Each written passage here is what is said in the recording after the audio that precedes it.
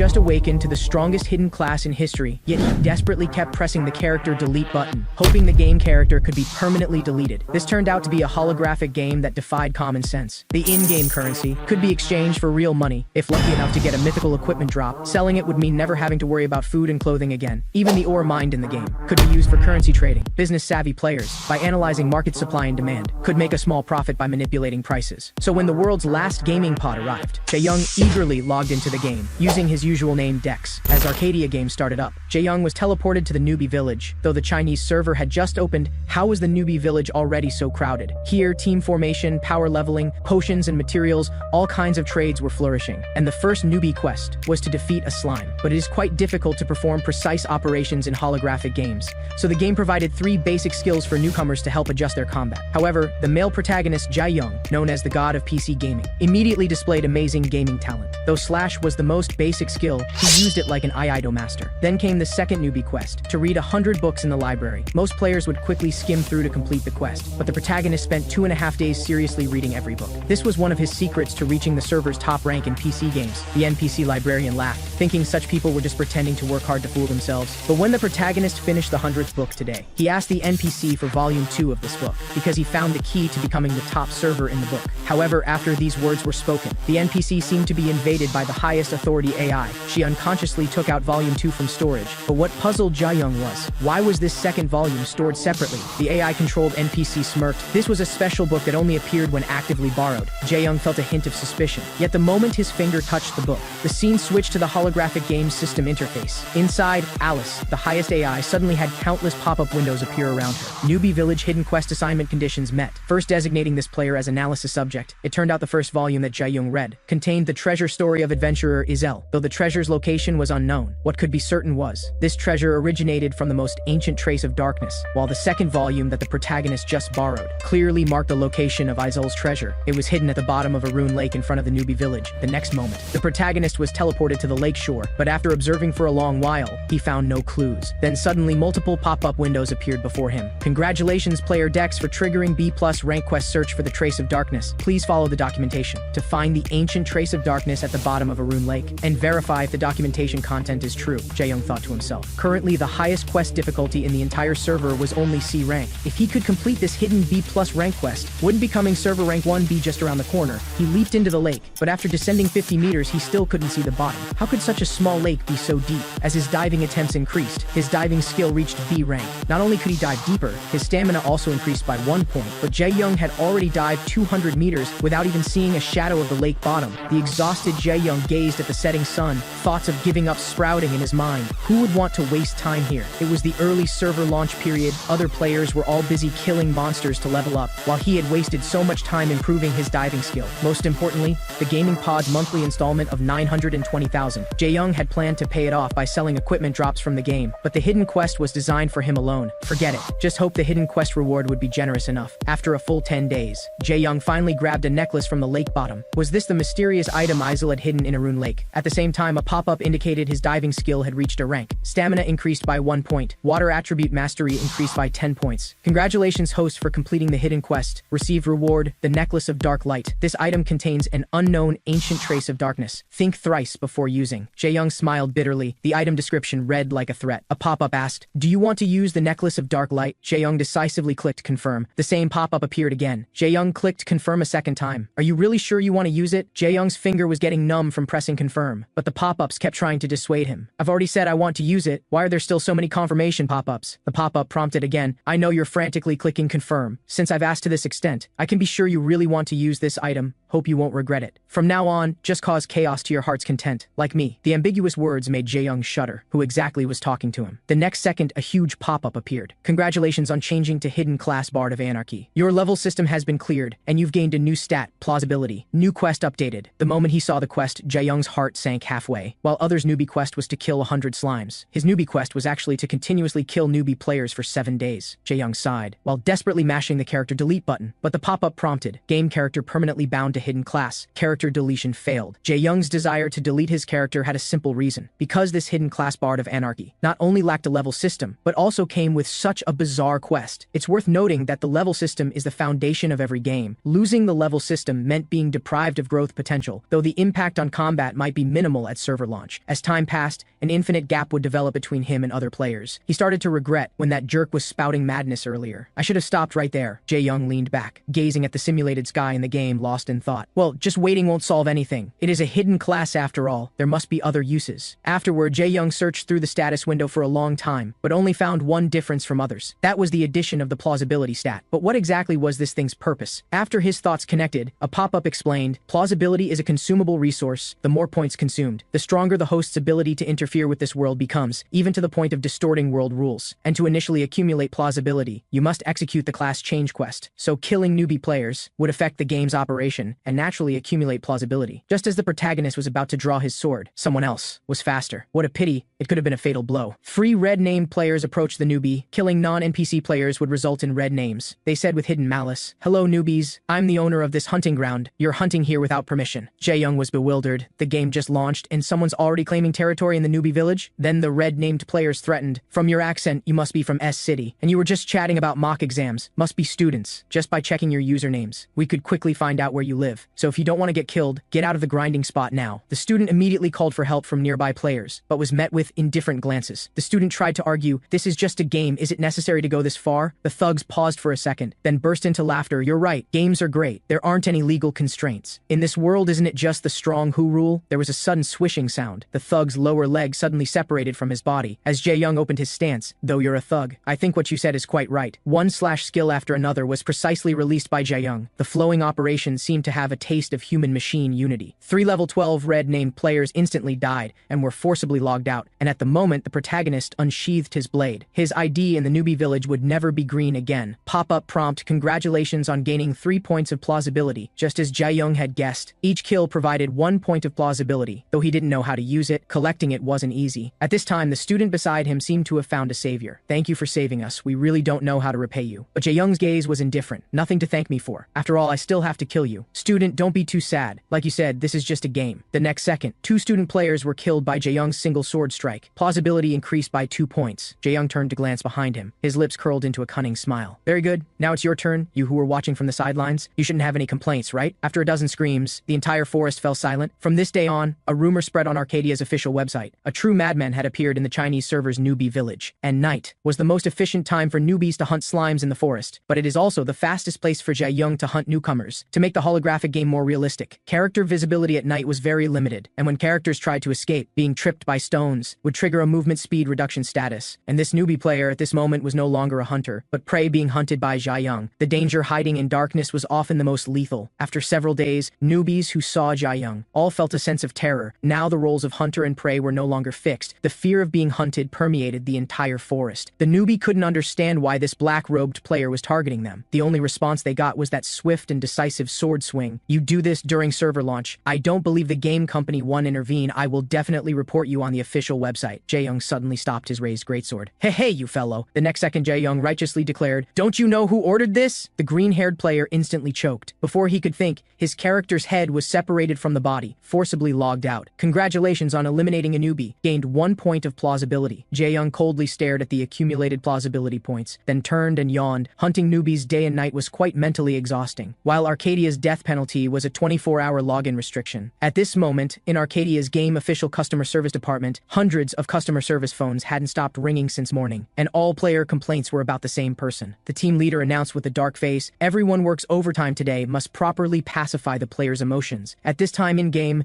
Jae-young had been hunting for 2 days and 2 nights. "Up until now, my plausibility has reached 1025. Speaking of which, is it really okay to hunt newbies like this? And it was officials who gave me this kind of quest. Though the quest still has 4 days, is their game operations department really not having problems? Well, it has nothing to do with me anyway." Just then, a whimpering sound came from the forest. Slimes gathered in groups approaching Jae-young. The next second system prompted, "You have saved slimes in crisis. Your intimacy with the slime race has increased." The next moment, the surprised Jae-young was submerged by the friendly slime squad. Jae-young was quite enjoying it, though I'm not welcomed by people. But getting along well with you guys isn't bad either. However, several torches suddenly appeared in the dark forest, because Jae-young heard some player voices. He gently stroked the slime's forehead saying, Little ones, you should run away first. It turned out to be yesterday's green-haired victim returning with dormits. After patrolling the forest all night, they finally saw that familiar figure. Brothers attack, it's this black-robed man. To buy time for the slimes to escape, Jae-young kept running in the opposite direction until he saw a glimmer of dawn ahead. When he arrived, he found this side was actually the edge of a bottomless cliff. 5 players immediately blocked his escape route. Green hair smugly said, like a fish in a barrel, why aren't you running anymore? Kid, watch how I'll humiliate you later. But Jae-young smiled contemptuously, decisively fell backward toward the cliff. Just like that, choosing to jump off the cliff under 5 people's shocked gazes. This madman has really gone mad. But Jae-young, who jumped off the cliff, suddenly had a weird smile appear at the corner of his mouth. The next instant, he clicked the logout button, safely logging out. The next morning, videos about the madman flooded various video websites. All netizens engaged in active discussion. The online discussion naturally included keyboard warriors. And since being hunted by the protagonist, Green Hair had been following the official website, discovering over 700 such reports. So he decided to organize an anti-hunting action. If players were interested, please wait in the channel he created. Just minutes after the post, more than a dozen players who had grudges against the protagonist gathered in the newbie village square. Green Hair announced, "From now on, we'll launch the operation to eliminate the troublemaker." But just as the operation was launched, it triggered a village-wide quest in the newbie village. The same quest pop-up appeared before all players in the newbie village. It turned out that Arcadia's holographic game's greatest charm was being able to generate plots based on user behavior, not just information within the game. It would also capture online discussions and stories and realize them in the game. And it was all thanks to the game's AI brain, Alice. Main storyline quest, the Stirring Dark associated quest activated. Quest notification: all players in the newbie village, please capture the mysterious newbie serial killer. After sleeping for 12 hours, Jae-young finally woke up. But as soon as he opened Arcadia's official website, his face immediately showed an indescribable helplessness. Official special event, please capture the killer. And there were over 2,000 comments below. I've made 2,000 enemies after just one sleep. Should I give up the newbie hunting quest? Glancing at the gaming pod bought with a high installment plan beside him, 920,000 monthly installment. How am I going to pay it now? So Jae-young logged into the game. Looking at the slime habitat in the forest, he sighed. This was the best place for hunting newbies. Just then an injured slime approached him. Seems like adventurers had chased it. I told you not to choose the mage class. Even chasing an injured slime is difficult. But when the 2 newbies found the slime, they discovered a player standing beside it. The warrior advised, "Uncle, this is our prey. It's not ethical to steal monsters." Jae-young glanced at the slime. Seeing its pitiful eyes, his gaze immediately turned cold. He pulled up his hood and walked toward the 2. "Uncle, do you want to fight with us?" The mage suddenly felt familiar. This guy's appearance looked very familiar. Seeing the protagonist not stopping, the newbie warrior immediately pushed him, but the protagonist remained silent at this moment. The next second, Jae-young smiled evilly. Because of actively attacking a player, the system gave the newbie warrior a red name penalty. Jae-young took this chance to lie on the ground acting hurt. Brothers in the forest, come out. I'm done for. The official website's killer is right in front of me. The next instant, thousands of eyes looked toward the source of the sound. That desire for activity rewards was displayed to the fullest. Just as the red-named warrior was about to explain, Jae-young had already escaped with the slime. The newbie mage's mind finally cleared. I was wondering why this black-robed man looks so familiar. He's the newbie killer posted on the official website. But by the time he realized, it was too late. The entire cliff edge suddenly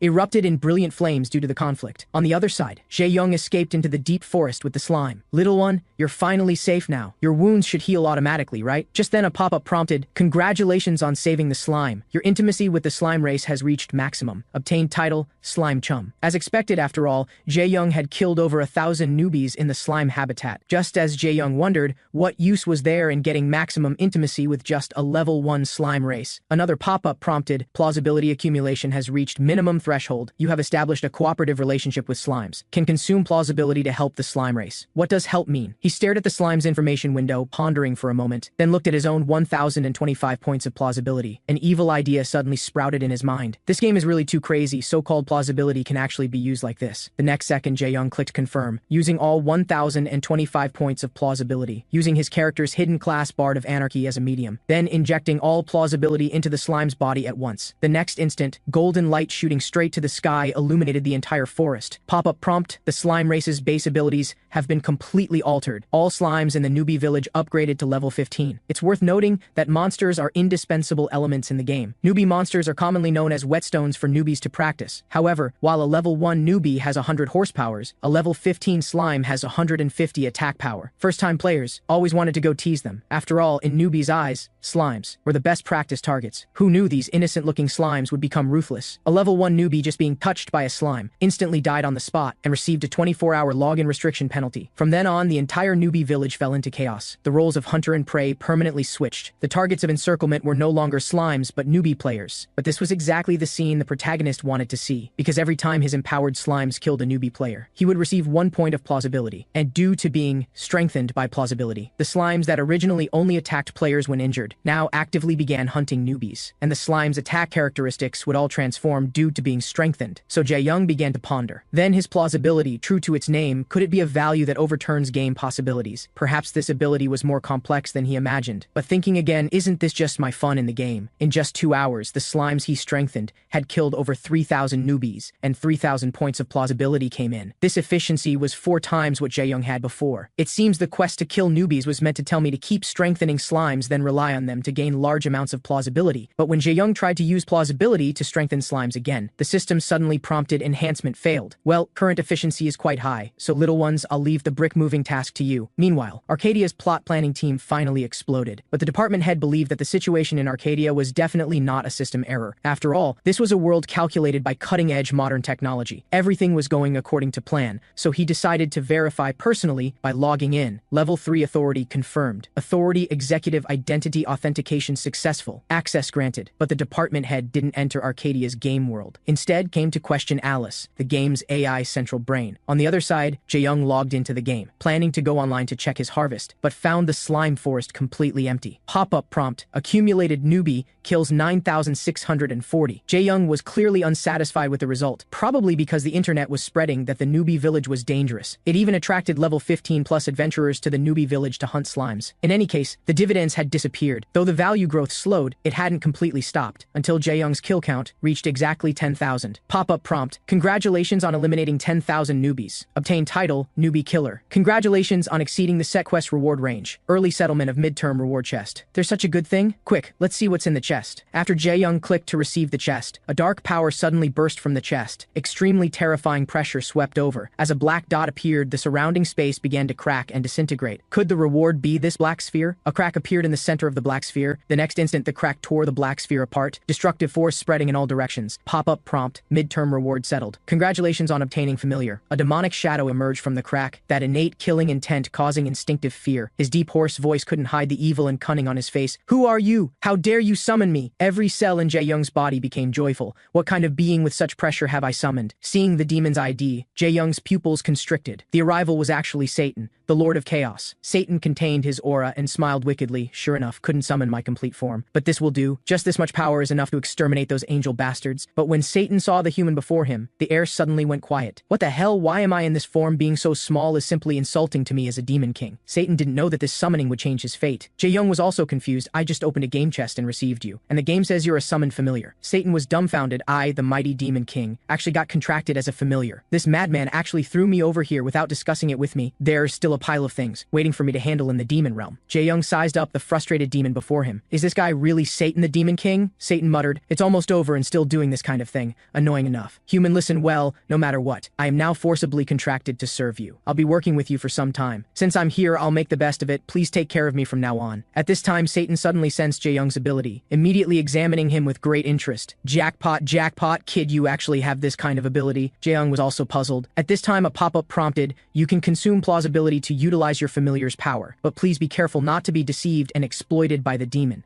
Satan began negotiating with Jae-young. You possess the power to overturn rules. If you're willing to give it to me, I can fulfill all your desires. Jae-young suddenly thought of plausibility. Could this guy be craving this value? And his talk about overturning rules, could plausibility actually have such wonderful uses? Satan confidently said, anyway, a human like you has limited use of this power. Combining Satan's words, indeed, as he said, upgrading the entire level 1 slime race to level 15, in a sense was also overturning rules. But when I wanted to strengthen the slimes again afterward, I couldn't go any further. And even a demon king level being coveted this value, seems plausibility is a special element. If I give you plausibility, what can you do for me? Satan casually waved his hand, opening an array made of ancient patterns. The next second, a purple-black cloak appeared from thin air. Pop-up prompt. Level 150 equipment Narigul's Lament can protect the user from fatal strikes. Crazy. Truly crazy. Our country's server opened later than other servers. The global level ranking first was only level 50. And because I changed class and have no level system, I probably can't even equip this thing. But Satan interpreted it as, sure enough, this little thing can't satisfy you. After all, you're a human contracted with a demon king. At this time, a light flashed in Jae-young's mind. Though he didn't need equipment, he currently had another problem. Can you help me strengthen monsters? Satan was quite puzzled. I'm already a demon king. What monsters do you still want to strengthen? Slimes. Can you help me strengthen slimes? That's too low class, you human. Then Satan laughed maniacally. Truly a madman I've never seen before. There's no such thing as impossible in my dictionary, so how much plausibility are you planning to pay me? The scheming Jae-young smiled flatteringly. All of it. Straightforward enough. Since that's the case, contract established. An ancient dark magic array 10 times more complex than before spread under Jae-young's feet. Pop-up prompt, quest, kill newbies, updated to quest, Wrath of the Slimes. Quest time reset to 7 days. Destructive lightning descended from the sky above the deep slime forest. The ground began to crack and disintegrate. The slime race in the forest suddenly went berserk, their inner hatred aroused. The entire race turned dark. Players were scared witless, could only watch helplessly as countless slimes approached them. They thought they were doomed, but the charging slimes suddenly converged in one direction. After all slimes reached the designated spot, they began to completely liquefy, all to give birth to a great king who could lead the race, the server's first level 100 Lord-class boss. The Slime Queen was thus born. At the same time, all players in the newbie village received the same pop-up. Slimes are the most peace-loving race, yet inexplicably suffered players' abuse. After countless times of endurance, they finally erupted. Some players who just had their 24-hour death penalty lifted, just logged in but were sent home again. The protagonist looked at the Slime Queen born because of him, immediately bewildered. Little Satan, what exactly did you do? I only asked you to help strengthen slimes, didn't ask you to help create a boss. Demon King Satan explained proudly, I just awakened their hearts of revenge. To think it produced such an effect, creating a monarch was their spontaneous behavior. And of the over 8,000 points of plausibility you gave me, I didn't even give 3,000 to the slime race. Jae-young kept quiet, thinking to himself, just this amount of plausibility could evolve an unremarkable race to this degree. Seems this is the true power of plausibility. And the entire newbie village because of the Slime Queen's appearance. Everyone was forced into a bitter battle against the Slime Tide. At this time, all players in the newbie village received the same quest. Main storyline quest Nascence of the Forgotten Darkness, launching associated quest Wrath of the Slimes. And the victory condition was to defend the newbie village and defeat the Slime Queen within 7 days. If the newbie village's guardian stone was destroyed, then the quest would fail, and the newbie village would be permanently destroyed. But looking at the server's first level 100 Lord boss, the newbies were all terrified. But seeing the chaotic newbie village, the protagonist Jae-young decided to hold his actions. Then Satan reminded, Master just needs to secretly destroy the guardian stone. Wouldn't everything end then? But Jae-young's response was to wait and see. Satan began imagining, could you be planning to break the crystal at the last moment of the countdown? This guy is almost half as evil as me. Actually not, because ever since the Slime Queen appeared, Jae-young's system pop-ups hadn't stopped. Congratulations on killing a newbie. Gained 1 point of plausibility. In just a few short minutes he had accumulated who knows how much plausibility, but Jae-young also needed to make a decision now. So between players and monsters, which side should he stand on to gain more benefits? At this time, the company's internal personnel were sitting in the conference room watching this battle, and the level 100 Slime Queen. Her skills included Monarch's Roar and the never-before-seen Jump, but her special trait was endlessly creating kin who despised players. The director immediately erupted in anger. We should take the server offline immediately,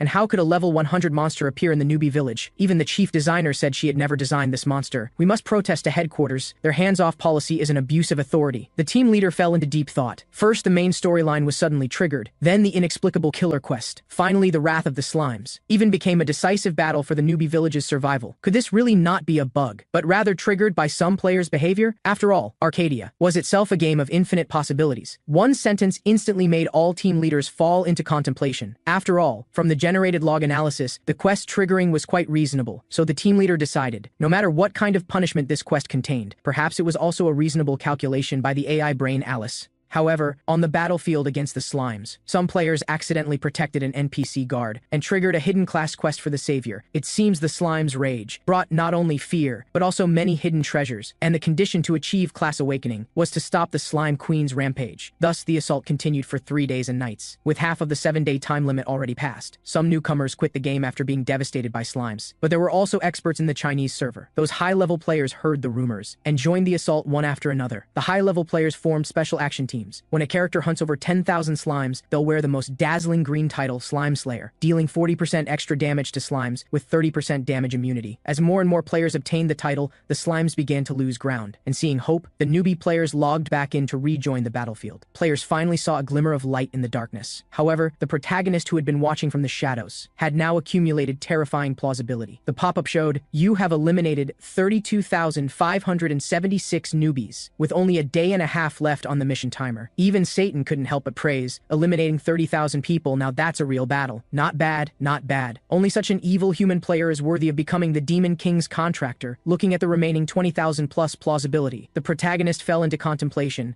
wondering how to maximize benefits next. Satan was right. If they continued to stand by, the human players would likely win. After pondering for a moment, the protagonist's lips curled into a sinister smile. If that's the case, it wouldn't be interesting. So Jaeyoung once again donned his cloak to hide his identity. Satan noticed the bloodstains on the cloak, wondering what kind of person he used to be. However, Jaeyoung muttered to himself, "If I have to take a side anyway, I won't just watch anymore. Instead, I'll stand with the slimes." He had already planned everything in his mind, only this way can I maximize my benefits. Meanwhile, the director arrived at Arcadia's headquarters. "Please stop the assault mission. President Myeon Lee, I beg you." Obviously, President Myeon Lee didn't agree, because the newbie village slime assault was reaching its end. There wasn't a single slime in sight in the village, and only 10 minutes remained until the assault's end. After all, they couldn't break through the defense line formed by our country's servers experts in a week, so no miracle could happen in the last 10 minutes. And in 10 more minutes, I can class change to the Hidden Savior class. However, just when there were exactly 10 minutes and 0 seconds left in the assault, the sky above the newbie village suddenly turned blood red. The protagonist Jaeyoung appeared in his black robe. "Well then, Slime Queen, let's begin together." During the previous 7 days, Jaeyoung had lazily earned 10,000 plausibility through the slime assault, but these clearly couldn't satisfy his ambition, so he placed his final bet on the level 100 boss Slime Queen, attempting to make one last harvest for the next 10 minutes. All newbies could only spend their time in extreme fear. Wherever the Slime Queen passed, waves of newbie players would die instantly. She would occasionally split off some slime soldiers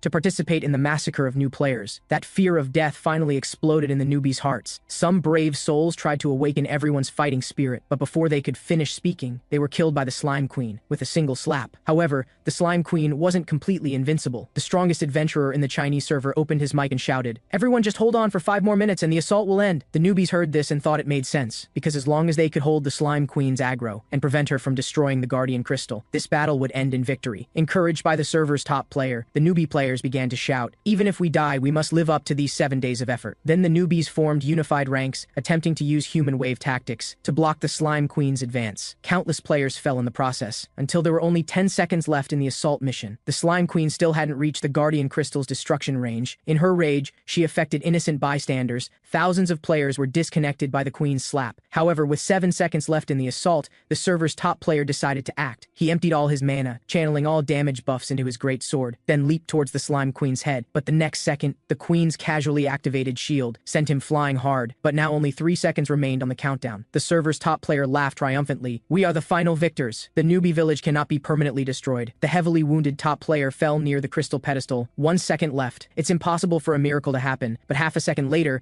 the Guardian Crystal suddenly shattered. His pupils contracted as he turned to look, only to see a black-robed player had thrust his sword deep into the crystal. This scene would haunt him forever. Yet protagonist Jaeyoung explained cheekily, "Sorry, my hand slipped." At this moment, a server-wide announcement: the village's Guardian Stone has been destroyed. Guardian mission failed. The newbie village will be permanently destroyed. The server's top player turned pale. He could never have imagined such an ending. After pulling out his great sword and completing the mission, Jaeyoung sighed, "Thankfully I didn't waste any opportunity to accumulate plausibility." By the time other players arrived, it was too late. The black-robed player stood on the shattered crystal platform, seemingly gloating over his achievement. As expected, Jaeyoung was bombarded with insults and trash talk, but he merely smiled contemptuously at this. "You still have the mood to say such things?" A pop-up notification showed the newbie village had been permanently destroyed. Then the Slime Queen's body transformed into a purple-black orb of light that exploded in the sky. Countless slime particles rained down on every corner of the newbie village, while the falling green slime particles slowly floated upward, gradually gathering into sphere after sphere. These slime particles couldn't be condensing into slimes, could they? You know big monsters can't spawn in the newbie village. 3 lightning bolts as thick as pythons struck the newbie village. When the slime particles scattered, 3 level 80 giant slimes were spawned on the spot. A pop-up notification announced that the once despised slimes had achieved final victory in their brutal struggle against humans, successfully driving out all humans. The next second, the level 80 slimes roared, but the slime generation wasn't over, because they finally had their own monarch. The level 100 boss Slime Queen had finished spawning. Even Jaeyoung couldn't help but praise how cool it was. was. At this moment, the newbie village was no longer human territory,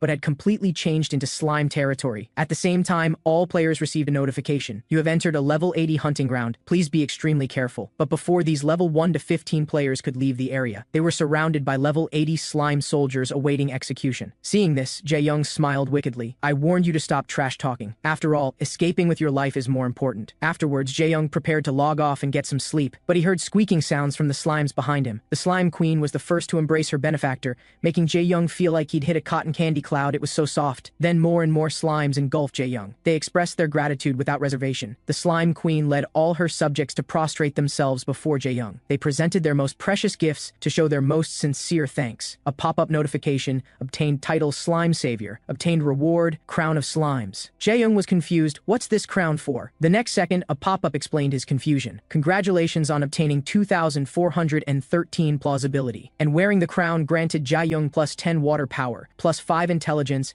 and plus 5 physical resistance. But before logging off, he hid these achievement titles. If people saw them, wouldn't he become the server's public enemy? After bidding farewell to the slime queen, Jae-young decided to take Demon King Satan to their next destination, to squeeze out another bunch of plausibility. The next day, the destruction of Arcadia's newbie village made gaming news headlines, immediately triggering massive player outrage. The most heartbroken was the player who had triggered the Guardian class quest, but Jae-young felt his actions were completely reasonable. I merely acted according to the game's guidance. After all, my class is Bard of Anarchy, existing to disrupt game balance. My contracted being is the Demon Lord Satan, and the bigger the waves I make, the more plausibility I earn. As the newbie village destruction incident grew larger, some users quickly found a replacement starter area, a region called Baron Mikhail's domain. News spread like wildfire, causing all new players to gather here for development. Suddenly, the entire game's commercial street became bustling with their arrival, a town that originally only had NPC blacksmiths. In just one short week, gained thousands of blacksmith apprentices. However, the most terrifying part wasn't just this. Not only were all the blacksmith apprentices new players who had changed classes, they all harbored dreams of becoming master craftsmen, yet they set up stalls selling poorly made weapons, relying only on false advertising. However, in such an environment, iron ore that originally sold for 10 copper coins was now being speculated up to 20 copper coins each. Some players suggested why not mine the ore themselves to sell. They were immediately mocked by the amateur blacksmiths. Just the round trip from the mines takes 2 hours, and the drop rate for iron ore is depressingly low. In short, better to let others mine, while they repair equipment, both improving skills and gaining lots of experience. Going mining yourself is just a poor return on investment, so no players were willing to take mining quests, as the only reward was increasing favor with blacksmiths. But protagonist Jae-young smelled a huge business opportunity, because he accidentally overheard a conversation between NPC blacksmiths. Recently, the Lord has issued mining quotas. Even if we work without rest, we can't meet the targets. Hearing the word Lord, the scheming Jae-young's mind immediately started spinning. I didn't expect this town had such economic troubles. Perhaps I can make a fortune from this. Whenever Satan saw Jae-young's evil smile, he knew he was probably up to something. Jae-young approached the two blacksmiths with an insincere smile. Perhaps I can help you solve this problem. At this moment in Baron Mikhail's mansion, the Baron sat at his desk, lost in thought, unable to understand how iron ore could rise to 15 copper coins overnight. At this rate, the town's blacksmiths would lose half their profits. They might even end up forging at a loss. And in the future, the market would no longer have quality equipment, but rather low-grade weapons crudely made by blacksmith apprentices. Perhaps some countermeasures needed to be taken. However, when the blacksmiths heard Jae-young was willing to take mining quests, they immediately assigned him a target of 20 iron ores for practice. When Jae-young rushed to the Peon Mountain mine, he took Demon King Satan to the most hidden depths of the mining tunnel. Satan skeptically asked, "Master, is this really okay? And to spend 8,000 plausibility to have me do such meaningless things?" At Jae-young's urgent prompting, a pop-up notification showed weapon exchange successful. Obtained equipment, Destroyer of Demon Caves. Its special ability was to speed up mining and greatly increase collection rate, with a chance to mine rare ores. When the protagonist started, his desire for wealth was fully awakened. The Demon Cave Destroyer proved incredibly powerful, highly efficient. Mining notifications flooded the entire cave.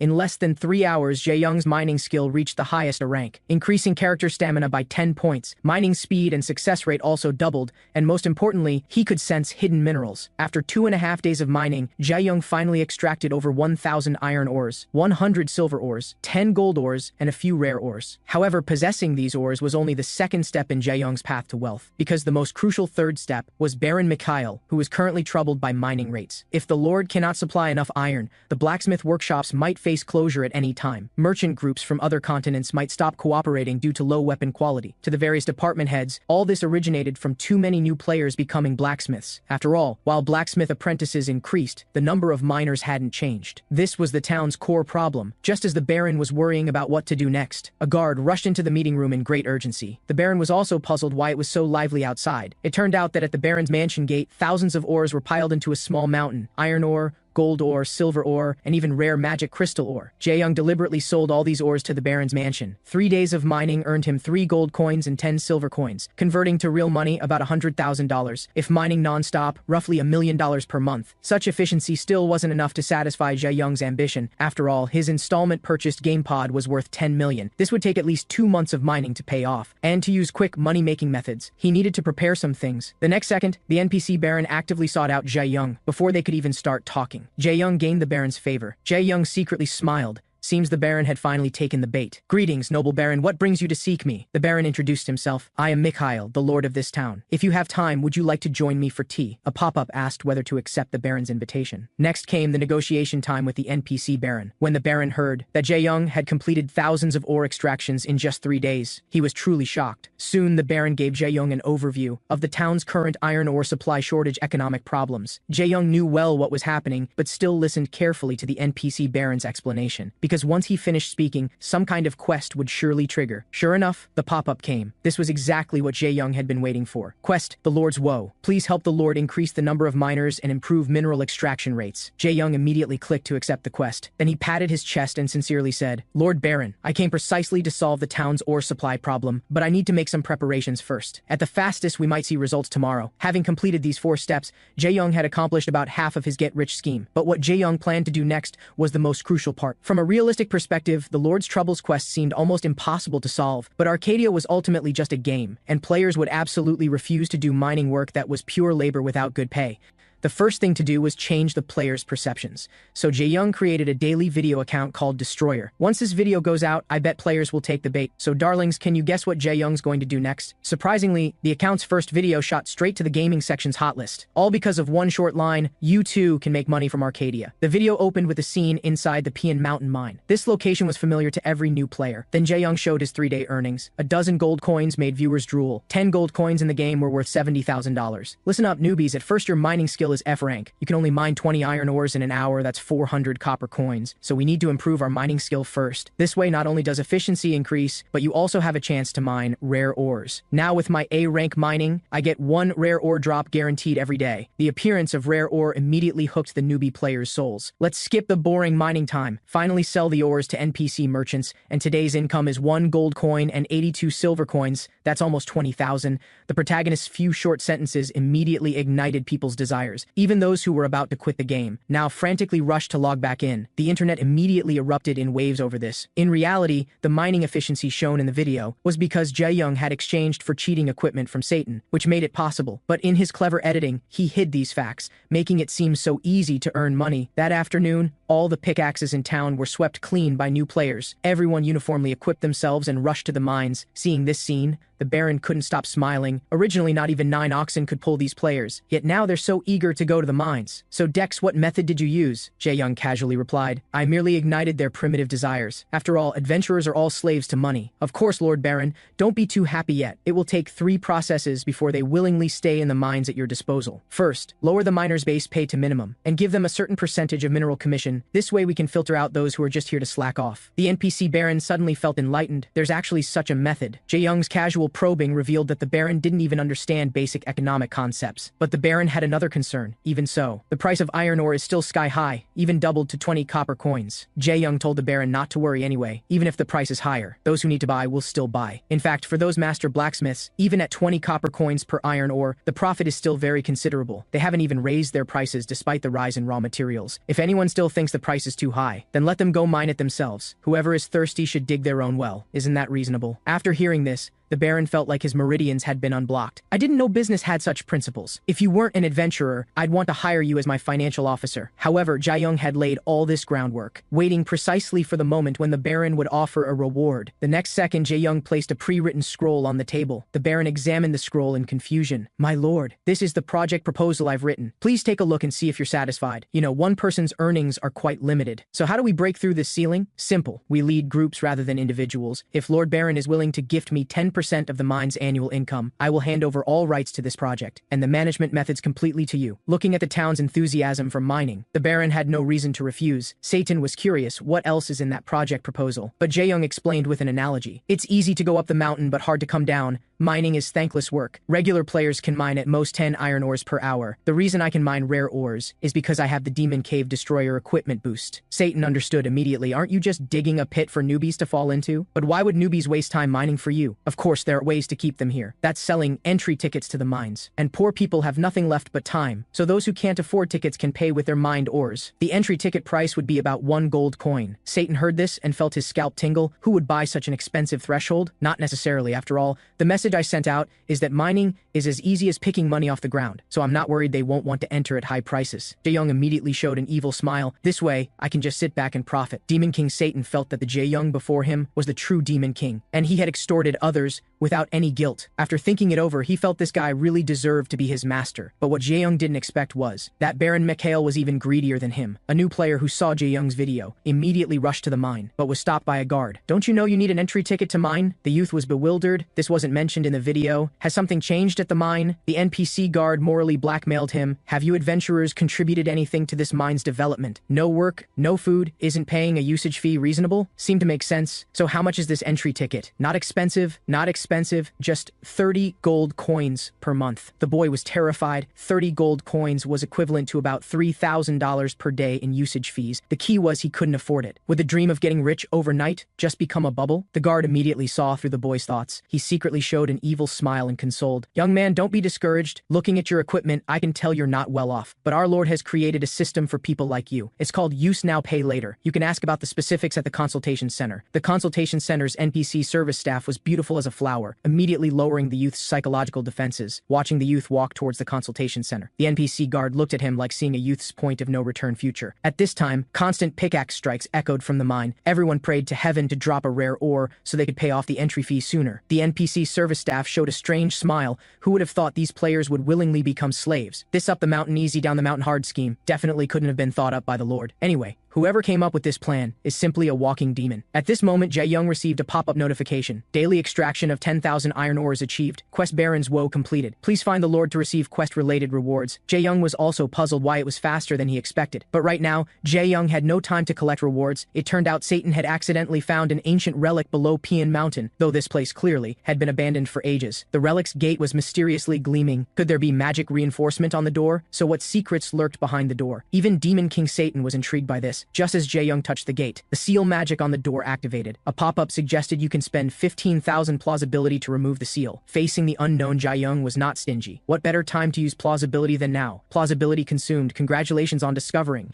the obscure altar of heaven. Satan's face lit up with a smile. Sure enough, it's a relic related to angels. The moment Jae-young opened the relic, the game officials on the other end exploded. The AI sent a warning. A user had prematurely invaded the Pian Mountain relic, so 693 related quests would be contaminated. It turned out that Pian Mountain was where the first angel descended to Arcadia. It was once also the entrance to the grand heavenly realm. To protect the relic, ore veins were generated around it to divert attention. But now the relic's entrance had been opened early by a player. The final consequence would be contamination of future mythical level quests. The second Holy to Demon War. The Holy to Demon War was angels and demons on Arcadia's stage, engaging in fierce life and death battles. Countless lives were lost in bloodshed. The entire continent's creatures suffered, and in the first Holy to Demon War, if not for the World Tree's aid, absolutely no creature in Arcadia could have survived. Looking back at Jae-young entering the relic preparing for treasure hunting. Let's go, master. Let's empty out all the treasures inside. So Satan, you mean the treasure is in this coffin? Because the relic had almost nothing else, only the coffin at the altar looked suspicious. So little Satan, how should we open it? Just like that, they tried to lift it for 10 minutes, but the coffin didn't budge an inch. There's no restriction on this at all. It's just that the lid is too heavy. Jae-young was just a newbie player. His strength points were far from enough, but the Demon King said the lid was also rare ore material. So the greedy Jae-young immediately put on his goggles, then took out the Demon Cave Destroyer, naturally wanting to use his mining methods to open the coffin lid. As the drill head made violent thunder against the coffin lid, with a bang the lid shattered. A pop pop-up notified you've destroyed an unknown ancient relic. The heavenly beings who saw the player's behavior were shocked and disgusted. Your favorability with the heavenly realm has dropped to minimum. Obtain title the Relic Destroyer. But when Jae-young saw what was inside the coffin, he looked disappointed. Inside, the skeleton had nothing but tattered clothes, just a necklace on its neck. Where was any great treasure? Satan pointed at the remains, saying, "Master, you don't know. The necklace on his neck is the most precious item in the entire mine." The next second after Jae-young picked up the necklace, a game pop-up notification appeared. Congratulations on obtaining the glorious heavenly metal. Holy aura will purify the impurities in your body. As holy light frantically poured into Jae-young's body, the holy phantom in the heavenly metal became increasingly solid, until the phantom's features became clear. An even stronger holy energy than before swept outward. Demon King Satan felt like he was being torn apart by the holy light, while Jae-young felt warm like basking in sunlight. But just as the phantom was about to grant Jae-young the hidden class, the Holy Prophet, a flame ignited in Jae-young's chest, seeming to declare its sovereignty. At this time, the game issued a warning. You are not a saintly nature player. System encountered fatal error. Equipment will be temporarily disabled. Arcadia Virtual Reality Company will prioritize fixing this bug for you. Jae-young broke out in a cold sweat. Looks like my original hidden class conflicts with it. Anyway, the game company will help me resolve this, but now we should stop here. What we're doing would be called grave robbing in reality. If any traces are discovered, I won't be able to survive in the game world. So, little Satan, remember, when doing things you must clean up thoroughly. Watching Jae-young take out the Demon Cave Destroyer, Satan got goosebumps all over. You're not planning to destroy this place completely? Jae-young showed a kind smile, then followed with a series of drilling crashes. This way there should be no problem. Just need to block the entrance, and it'll be perfect. Satan watched dumbfounded. No wonder you're my master. Afterwards, Jae-young came to Baron Mikhail's mansion, intending to collect the quest reward from the Baron. Jae-young's arrival excited the Baron immensely, because the Baron no longer had to worry about miner shortages for the next year. We have 10,000 miners under contract, and I'll still take 30% of their mineral earnings. How did you ever think of this method? Actually, Jae-young just got the inspiration from reading news about unscrupulous companies, compared to when he first met the NPC Baron. Now, he seemed to be stepping into the abyss of exploiting employees. After receiving the Baron's reward of 244 gold coins, Jae-young could now pay off his installment-purchased game pod early. But the next second, the Baron sincerely invited, "Dex, are you sure you won't create a business with me?" A pop-up showed Baron Mikhail's proposal. If you agree to joint management, you can enjoy the same rights as the Baron. Looking at such attractive conditions, to be honest, Jae-young was somewhat tempted. But Jae-young still declined, saying he planned to travel the continent. The next second, the NPC Baron actually handed over a letter of recommendation. With this, you'll at least get some personal protection within the Marune Kingdom. And this letter is also part of the quest reward. But Jae-young felt puzzled. You mentioned personal safety. Is there warfare in the kingdom? The Baron spoke. Frankly, actually, the royal atmosphere has been unusual lately. The king is elderly, but the prince who should inherit the throne is too young. So radicals in the kingdom have started causing trouble to seize power. The worst is Duke von Hern. This guy has become the radical faction's leader, attempting to make the new king his puppet. More disgusting is that at this critical moment, he's proposing war with neighboring countries, not considering the country's future at all. If you take my recommendation letter to find Count Borgin, he will surely make good use of you. Just as the protagonist decided to avoid this plotline, it was too late. Pop-up notification, required mission updated. Assist the Marune Kingdom and royal family's actions, but this mission will change based on player actions. When Jae-young saw the required mission couldn't be refused, his heart nearly died. If only I hadn't asked too many questions. Finally, Jae-young bid farewell to Baron Mikhail. All along the way, he kept thinking about the quest he had just triggered. Even Satan, a demon, knew that human political struggles were especially troublesome, but Jae-young wanted to give it a try. After all, stirring up trouble was the best way to gain more plausibility points. Just then, a notification window popped up. The glorious heavenly metal's abilities have been fully adjusted. Congratulations on forming a connection with the holy heaven through this medium. You will permanently summon the holy figure of glory. Archangel Michael will descend to the mortal realm. It's worth noting that angels and demons have been mortal enemies since ancient times. Yet these two leader-level figures both formed permanent contracts with the same protagonist. However, what made Jae-young most curious was, if he gave plausibility points to the angel, what special abilities would she provide in return? As soon as the divine pet and demon pet met, they wanted to fight to the death. Come on, let's fight. Just like the Holy Demon War 1,000 years ago. First fight until all living beings are destroyed, then fight until global extinction. The protagonist Jae-young was caught in the middle, having to be both the angel's messenger and the demon's confidant. These two are supposed to be leaders of their races, yet they quarrel like neighborhood children. It turns out that in the Holy Demon War 1,000 years ago, Michael and Satan had their final battle at the otherworldly mountain.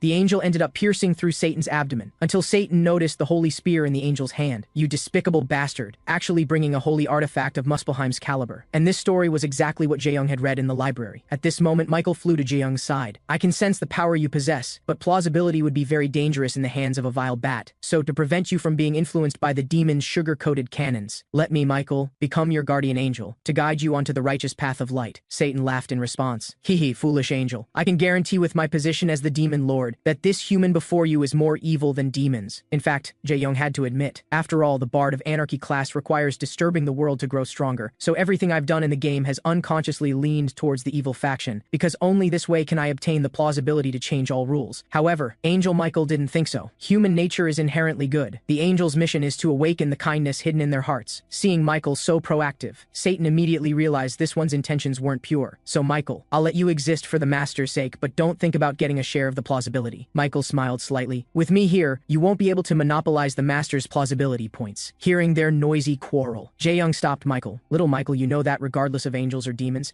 this world has always followed the principle of money. Since we're talking about plausibility, let me ask, if I give you plausibility points, what can you provide in return? And reciprocity is also common sense in heaven. Heaven indeed has several weapons that can help humans, but Jae-young's current weakness is his game character's combat power. So little Michael, can you provide me with combat abilities? Although the Bard of Anarchy can master plausibility that changes rules, it cannot possess any attack methods. The character doesn't even have a level system. The mining and swimming skills Jae-young possessed were of no help in combat. Though he could exchange equipment through Satan, it couldn't make up for his combat weakness. At this moment, Michael thought of the best enhancement method. Notification window, possession skill has been generated. You can temporarily borrow the power of the heavenly throne by consuming plausibility points. This power has no upper limit, but is closely related to the plausibility points provided by the Master. After learning how to use it, Jae-young couldn't wait. He immediately activated the possession skill to test its power. In the next instant, holy energy surged to the sky. Even Demon Lord Satan was forced back by the divine aura. The entire forest was illuminated by holy light. Monsters in the deep forest immediately sensed the presence of an enemy. Brothers, follow me to kill them, Michael explained. Master, this possession skill can borrow the power of ancient heroic spirits who once fought bravely for heaven, such as Farhan the glorious knight, Merlin the grand wizard of truth, Farkle the legendary archer, and Myrfen the faithful swordsman. This meant Jae-young simultaneously possessed 5 professions. Just then, several orcs appeared from the forest. Holy light blazed from Jae-young's left eye. How could he not use such perfect practice targets? Possession, activate. Jae-young chose the heroic spirit of Farhan the glorious knight. He had another title, the Demon Crusher, because the demon blood on his sword tip had never dried. His shield had saved countless lives. Demons who faced him had only one fate. That was to be purified in the torment of fear by a sword carrying holy light. The moment possession was activated, Farhan's sword and shield appeared in Jae-young's hands. Satan's eyes widened in shock. Because these two weapons in Jae-young's hands, there wasn't a single demon who dared not recognize them. Possession. As the name suggests, it means having divine power attached to oneself. From Satan's reaction, Jae-young could tell that Farhan was the demon among demons. I've been waiting for you, my whetstones. The orcs showed a hint of hesitation on their faces. What kind of power is this? These monsters seem to have gained intelligence. They won't take the bait even with such provocation. Could they be leader-level monsters in this forest? Level 25 orcs? So when the orc leader's sword came slashing down the next second, Jae-young merely spread his divine shield, which directly melted the orc's great sword. Notification window, unflinching, will activated. This kind of power that transcends everything feels really good. Big guy, now it's my turn. With righteous faith, the spark of dawn burning in heaven, dispelling all darkness in the world, the current Jae-young might as well be Farhan himself. The orcs were scared witless by the holy light. Jae-young was intoxicated with power. I'll be taking your heads. The great sword fell like a brilliant falling star. The orcs turned to dust and scattered. Notification window. Possession skill has ended. Beginning to calculate duration and player settlement. Consumed 352 plausibility points. At this moment, the wind was clear and the moon bright. Jae-young dispersed the attached holy light and returned to his original form. Against level 25 monsters, it was complete domination. But this scene had left Michael dumbfounded. Although possession was used, the power was too extraordinary. How could a human body withstand such strong power? At this moment, Michael suddenly realized something. So that's it. Her lips curled into a smile. Great creator, I finally understand why you sent me here. This human is the one who can change the course of the world. I, Michael, will keep my eyes wide open watching his every move. In contrast, Jae-young looked troubled. For Jae-young, possession's only drawback was its cost, because the possession duration was only 5 minutes, yet it consumed over 300 plausibility points. If he encountered tough enemies, the consumption of plausibility points would be like a bottomless abyss. Then Jae-young turned his head, looking at the divine and demonic pets who had been quarreling non-stop. These two could actually sleep peacefully together. But I should sleep too. After all, tomorrow I still need to go to the Marune Kingdom to execute that damn mission. Due to its geographical advantage, the Marune Kingdom became a hub for trade between nations. Several major merchant guilds operated here, and the profits were quite considerable. I have to ask, I brought so many goods to trade, yet your guild master won't receive me. Is GM Corporate looking down on NPCs? Respected NPC merchant, would you not be satisfied with me, the deputy manager, receiving you? After all, our guild master is currently meeting with the Duke, and the Duke inside was Von Hern. Guildmaster Choi, I think you can guess that in the future, the Marune Kingdom will go to war with the Fakel Kingdom. As the master of GM Corporate, you should understand the pros and cons. Jaegyu Choi was very clear. This NPC duke before him, who was preparing to ascend to kingship, was the best partner who could bring him billions in profit. It turns out Jaegyu Choi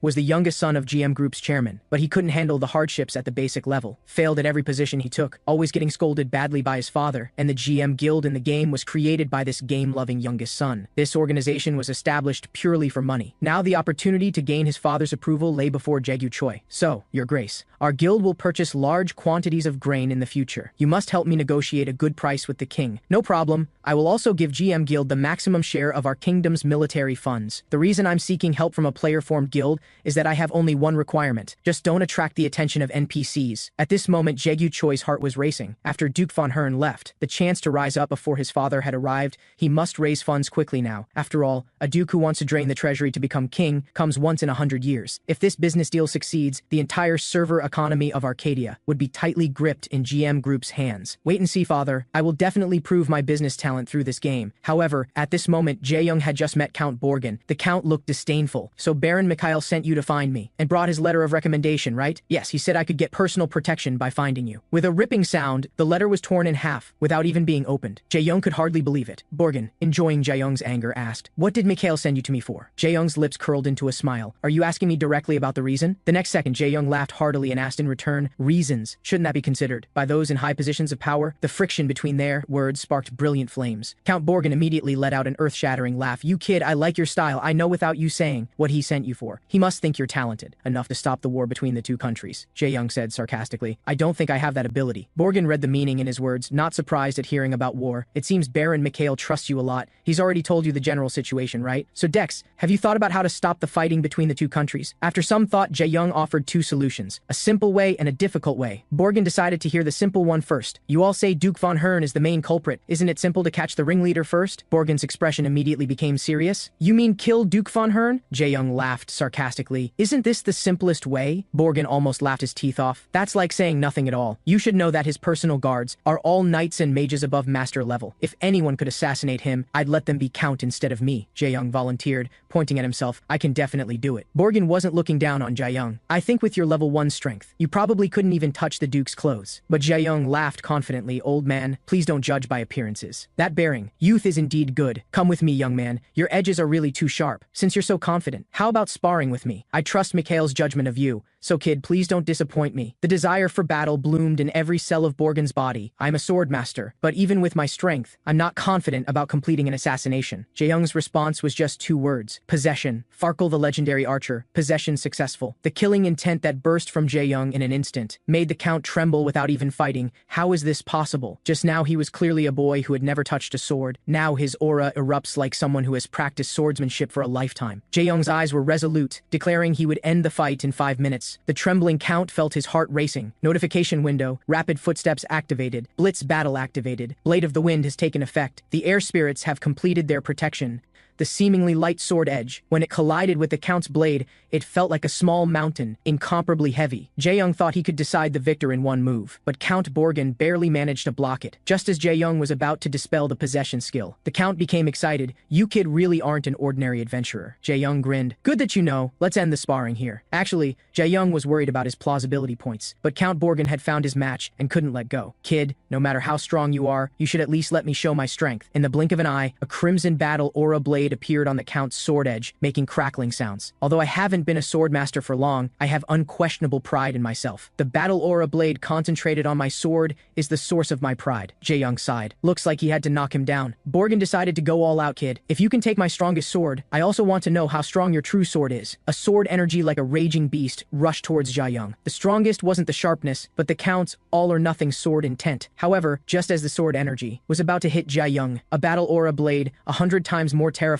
than the Count, appeared out of nowhere. What surprised the Count was that this level of battle aura blade could only be mastered by level 150 sword masters. Looking at the notification window, Jae-young's heart shattered. Using high-level skills beyond his level actually required additional plausibility points. But Count Borgen wasn't intimidated by one sword. Yet Jae-young's plausibility points were consumed considerably. Jae-young, who valued wealth like life, decided to end it quickly. Now possessing Farkle's power, he began to try out the skills he had used when playing 3D PC games. On the surface, Jae-young only swung one sword, but actually, It was 100 swords combined. The power unleashed by 100 sword energies overlapping was unimaginable. Borgin felt his body would shatter from the sword, until Jae-young caught a glimpse of an opening. With the final emerald sword light swung out, Count Borgin felt the breath of death. If Jae-young hadn't held back in time, he would have paid with his life. He was grateful to be alive. Notification window: possession ended. You have spent a total of 2,812 plausibility points. Obtained title: Miracle Duelist. Strength increased by 10 points. Jae-young was so angry his teeth almost cracked. Extortion. This is absolutely extortion.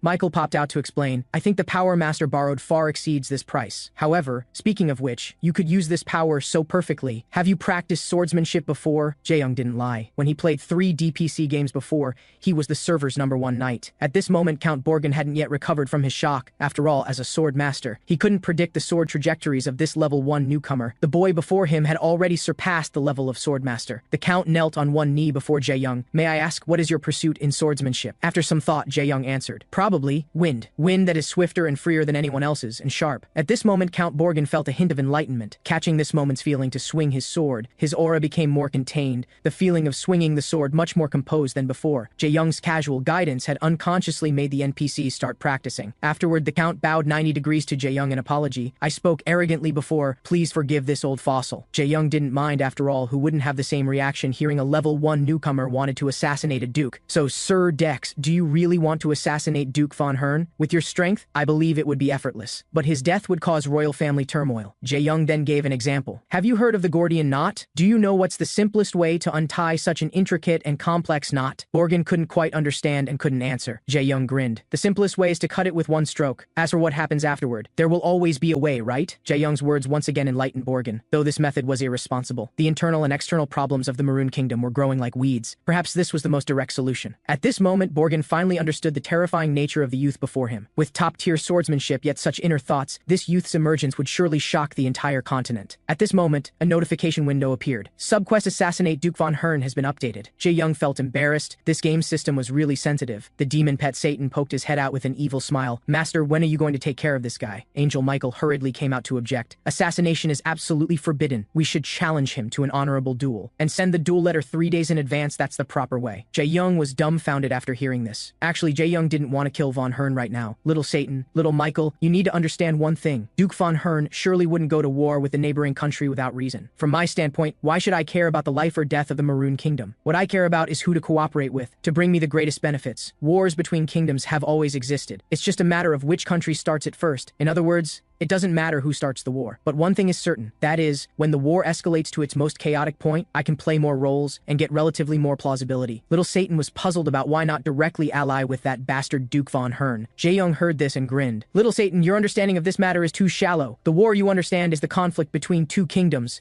but the war I understand has another type. That is the friction between forces within the kingdom. If I can successfully trigger 2 wars simultaneously, then the plausibility benefits I gain from it would be double. Satan felt his scalp tingle. You're really crazy. Master, the position of Demon King should be yours. Then Satan took out a notebook, recording all of Jae-young's strategies. This guy truly looks at everything in this world purely from his own interests. He who bathes in sunlight is actually the most terrifying Demon King, because a morning news report deeply moved him. The game company that owned Arcadia actually broke through $5,000 per share this morning, meaning someone invested at least $1 trillion in Arcadia. So Jae-young decided to visit the Duke to investigate. But just as Jae-young walked into the Duke's mansion, he saw an energetic young man. Perhaps he was one of the sources of this great causality. Before Jae-young entered, the richest guild master in all of Arcadia, Jaegu Choi, personally came to the Duke's mansion for a strategic report. Your Grace, our GM guild has controlled the NPC farmers who used to supply grain to enemy armies, and we've booked all their future grain output, then bought it all in futures form. So Your Grace, can you give us your word? Let our GM guild handle all military provisions when we go to war with the neighboring country in the future. This will help Your Grace quickly empty the treasury and easily complete your ascension. Duke von Hern pointed at the ceiling. Don't you think it would be better to discuss this after I take the throne? Just as Jaegu Choi was about to speak, the Duke's eyes became sharp. Adventurer, are you doubting me? The worst thing in negotiations is not having leverage on the other party. Having suffered a silent loss, Jaegu Choi could only vent his frustration on the wall. For the sake of smooth cooperation,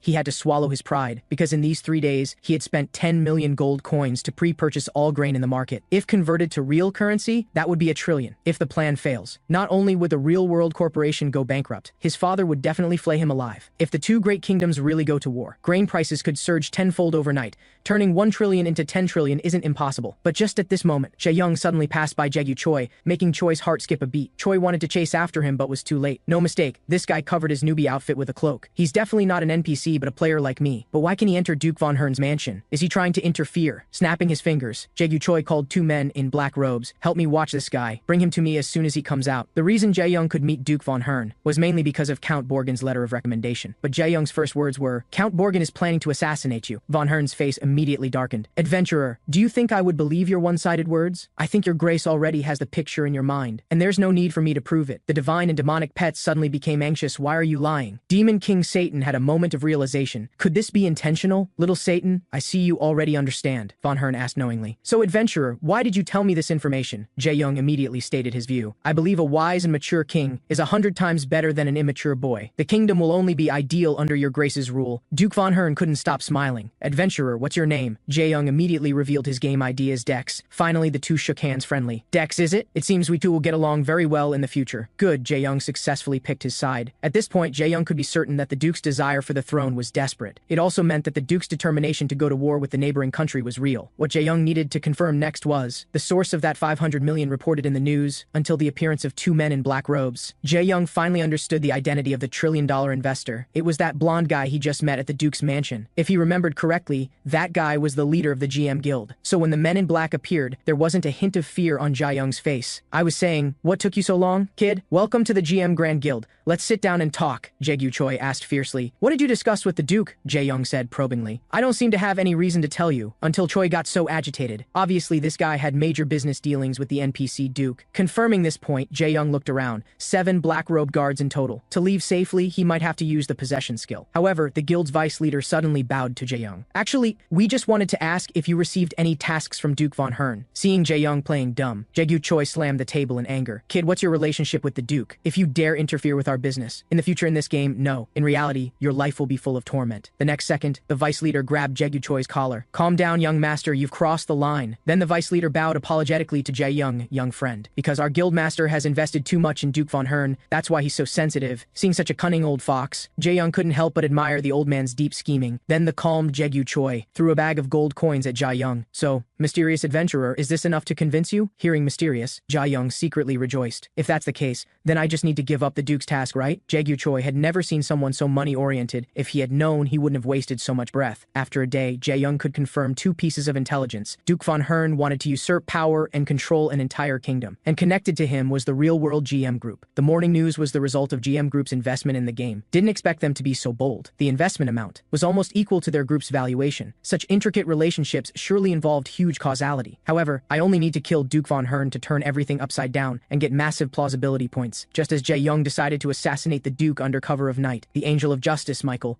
refused to lend Jae-young the possession skill. But without possession, how could Jae-young assassinate the Duke? Any of his guards could kill me with 1 slash. But Demon King Satan smelled the scent of plausibility points. "Master, don't mind that angel. If it's just power you need, I can lend you the power of the demon realm." Jae-young was immediately shocked. "Little Satan, you mean you also?" Satan showed an evil smile. "Actually, I can do possession too." With that said, little Satan eagerly generated the contract. The next instant, a magic circle full of evil spirit power suddenly expanded. Jae-young was very curious about which ancient demon god Satan's possession could summon. Notification window: your contract with the demon realm has been established. You can temporarily borrow the power of the demon realm by consuming plausibility points. Jae-young smiled wickedly. "Little Satan, why didn't you say earlier that you could do possession too? This gives my plan much more feasibility." The next second, the character selection window for possession appeared. Among these demon gods were not only vampires, but also black mages. Lich Argamer, the Deadly Legion. This guy was the peak existence among death mages. Legend has it that he alone destroyed an entire empire of 10 million people. Jae-young bet everything to sign a contract with the demon and summoned the peak death mage Argamer, as long as there are enough corpses. It's like having an undead army that can regenerate infinitely. Destroying a country with a wave of the hand wouldn't seem exaggerated, not to mention someone of Lich Argamer's caliber. But what the protagonist was looking forward to was what rich game rewards he could get from assassinating the Duke. So the Duke's mansion's 2 guardian knights became the protagonist's first subjects for experimenting with undead magic. Possession. Activate. Lich Argamer possession complete. Jae-young immediately sensed his undead system skills. Sure enough, they were exactly like what he had read in novels. The Duke's guards had never felt such an ominous aura. This kind of pressure was definitely an existence worthy of being written into the kingdom's history books. The next instant, an evil torrent manifested as soul-reaping ghosts. The knights didn't hold back. Instead,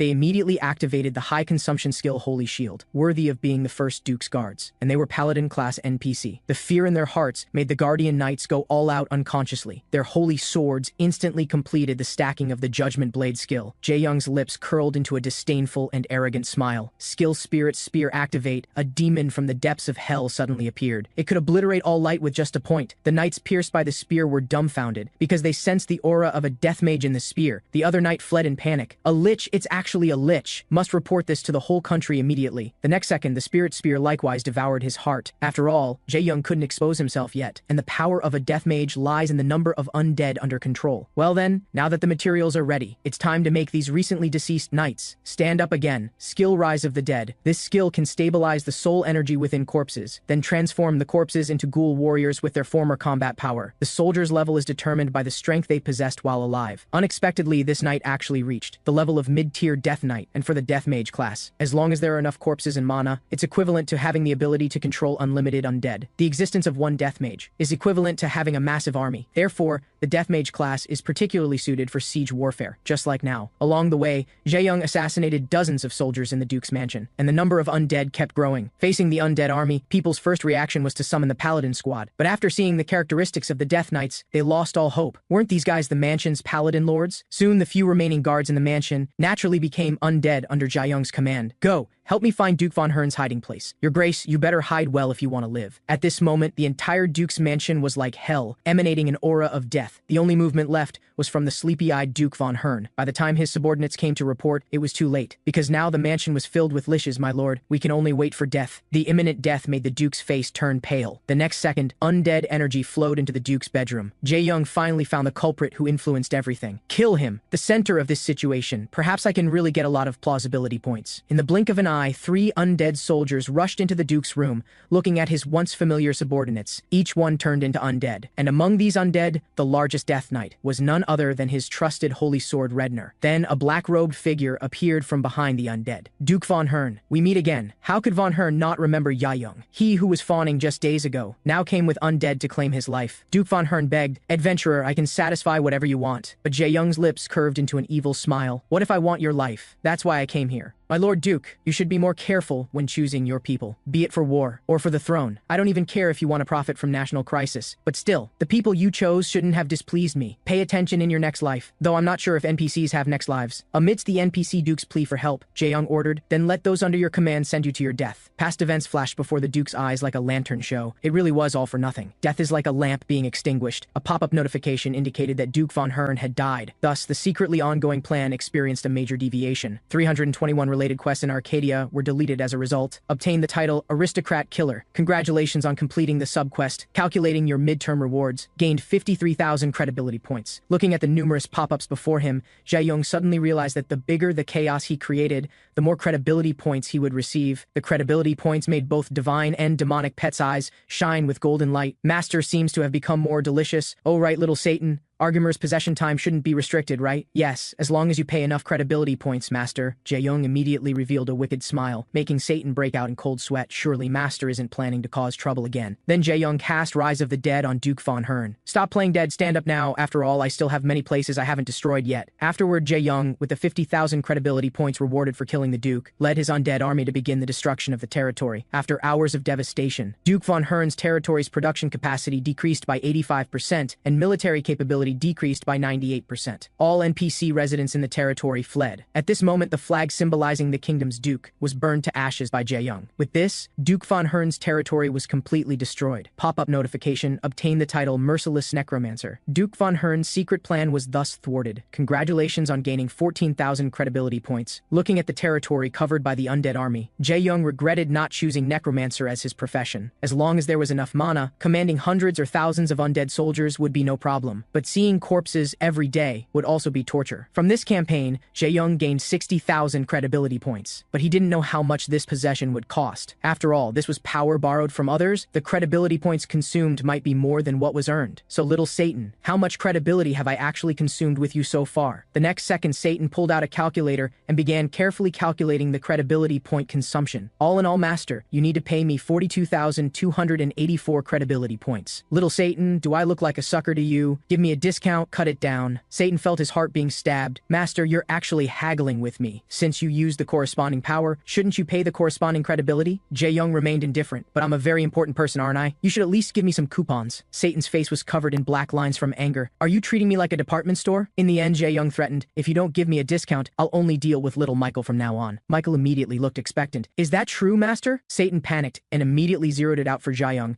Then 40,000 will do. Jae-young directly cut off 5,000. Little Satan, I think 35,000 is enough. At this moment, Satan was sweating profusely. 36,500 can't go any lower. Otherwise, I won't help you with possession anymore. Jae-young eagerly grabbed Satan's hand. Then it settled. Pop-up notification, necromancer possession ended. You consumed 36,500 credibility points. Achieved the title first person to extort a demon king. Character negotiation skill greatly increased. Will have the upper hand when negotiating with players and NPCs. Negotiation skill rose to level 7. Jae-young was stunned. Could it be because little Satan is a demon king that such rewards were given? At this moment, Satan was in great pain. This way, I won't be able to earn any credibility points at all. Jae-young let out a long breath. All in all, the Duke's territory is chaotic enough. Now that the game's tricks are done, it's time to reveal the tricks in reality. Little Satan, little Michael, you two wait for me in the game. I'll be right back. After all, this matter still needs me to wrap it up. You'll know what it is in a moment. After Jae-young exited Arcadia, he immediately opened the Chaotic Games official website. Pictures of Duke Von Hern's territory had already topped the trending searches. There was a flood of abuse toward the game planners online. Next, Jae-young was going to make another explosive revelation,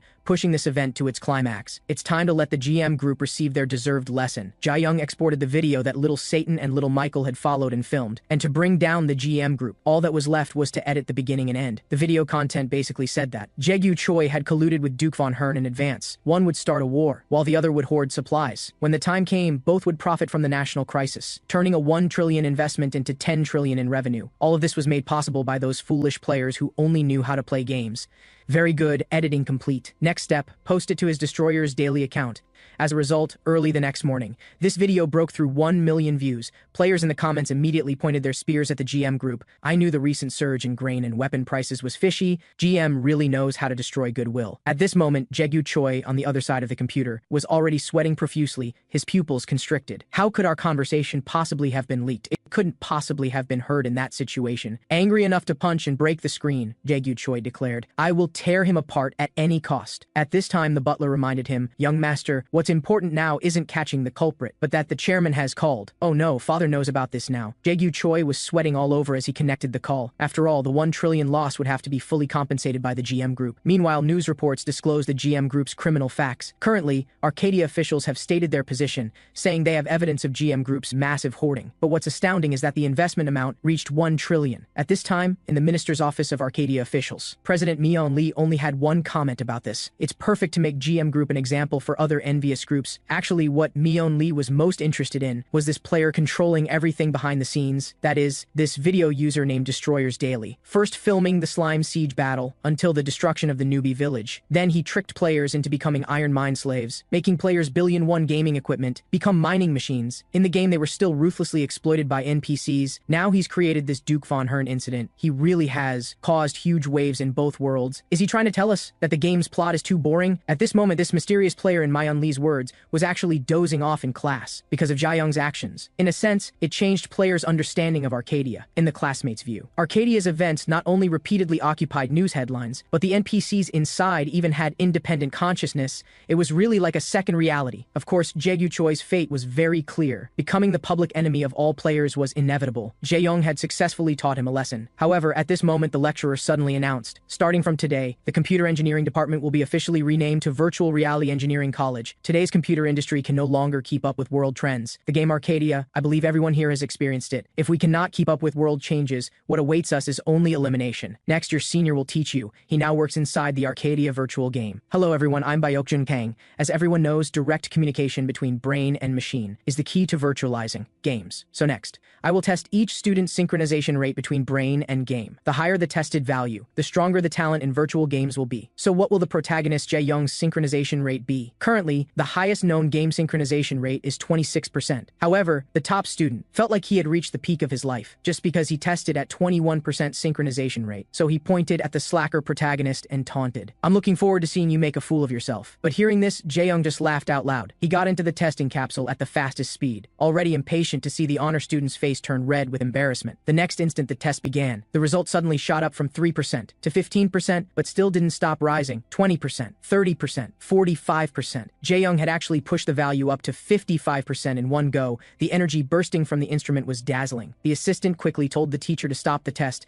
This equipment must be malfunctioning. But the experienced testing teacher said this wasn't a malfunction. Rather, it was because the test subject had an extremely terrifying synchronization rate, which caused this rare state of brain-machine fusion. Finally, Jae-young's test result was 92.89%. Truly an astonishing number. The honor student's face felt hot at this moment, thinking back to his earlier taunt. It turned out he was the real joker. Then Jae-young proudly removed the equipment. What, only 92%? Too bad it didn't reach 100%. After class, Jae-young saw that his posted video had exceeded 80 million views and earned 14 million in traffic revenue. Now he could finally pay off his installment payments for the game capsule early. But looking at the seaweed rice roll in his hand, he vowed to earn another 100 million. After all, as long as he caused trouble and chaos in the game, the system would reward him with a certain amount of credibility points. Then when he exchanged equipment with a divine and demonic duo, wouldn't he achieve financial freedom before graduating college? And because when Jae-young was causing trouble earlier, the spirit possession borrowed was the ability of the necromancer Lich Argamer, and he led a group of undead soldiers. Not only killed the kingdom's NPC Duke, but also led the undead army to destroy all of their territory. It immediately angered the representative of the holy faction. So the NPC Pope declared with imperial authority to search out all evil things in this land and judge them. But what players didn't know was that the ones who would suffer next would be them. As a result, when Jae-young logged into the game, still troubled about where to cause chaos next, he unexpectedly received a server-wide new quest, but different from other players, he could choose which faction he wanted to join. After just a moment of thought, Jae-young had already conceived a new way to cause chaos, and the female player with the ID Black Flame Dragon, because she was the server's highest level black mage, was determined by the system to be the strongest in the evil faction. Therefore, the associated quest hunt The Witch was generated. Holy faction players needed to judge 50 million evil people and execute the Lich Argamer. It turns out that in the Holy Demonic War 1,000 years ago, two factions emerged, the Holy Profession faction and the Evil Profession faction. The people of the two factions were like water and fire, incompatible. Under this game background, players' hostile awareness would also be subtly influenced, making Arcadia's wild areas very hot for PK. The friction between the two factions always maintained a balanced state. First, there was no excuse for all-out war. Second, the Pope prohibited adventurers from PK in towns. However, now, the excuse for all-out war had appeared. The rules set by the Pope had also changed. Town PK would be temporarily allowed, and even the balance of power tilted toward the side of justice. Not because there were too many holy faction players, but because the evil faction hadn't yet had a leader appear like the Pope. So the first step in protagonist Jae-young's plan to cause chaos was to balance the scales in the game. Let the necromancer Lich Argamer, because of himself, descend again upon the continent of Arcadia, but not attached to himself this time. So Jae-young had Satan set out now to find the female player with ID Black Flame Dragon, and her existence would be the core of all Jae-young's chaos. However, at this moment she was exhausted and was being surrounded and attacked by a group of paladins. Brothers, aren't you curious? If you kill the server's #1 black mage, what kind of special treasure chest you'll get? Just as the holy sword energy was about to hit at the crucial moment, at the last second, only saw Demon King Satan use his pinky to deflect all the incoming sword energy. The lead paladin only asked puzzledly, could it be a familiar from the demon realm that intervened? This immediately made Satan, as the Demon King, surge with killing intent. An energy ball the size of a booger immediately floated to the paladin's front. The next instant, bone-piercing pain swept through the player's entire body. Satan pointed forward, and hellfire annihilated the paladin. The remaining holy profession players felt chills down their spines. As Satan released the black energy in his hand, the players immediately entered a fallen state. Satan smiled wickedly and said, look at your own bodies before speaking. Don't you feel like you'll split apart the next second? Sure enough, the next instant all the players before him shattered and died. In contrast, the female player received dozens of pop-ups. You have encountered the most ancient darkness. Looking back at the little demon before her, the female player seemed to think of something and immediately knelt before Satan, because she was certain the one before her was none other than Satan, Lord of Chaos. Satan was quite surprised by this. The girl immediately explained, after all, I chose the black mage profession. It would be strange if I didn't recognize the Demon King. Being able to meet you is my honor. Satan pretended to be profound. This girl is quite likable. Just no muscle at all. Looks soft and weak. No wonder you're being pushed around by the holy faction. I have a reason for finding you. Are you willing to do something with me? Hearing this, the girl's pretty face turned red. Demon Lord Satan, please speak freely. Satan looked down from above and said, as the server's #1 black mage, I want to make you the symbol of evil. The holy side has the Pope in command. How can we evil faction not have a witch? As Satan traced out an ancient formation,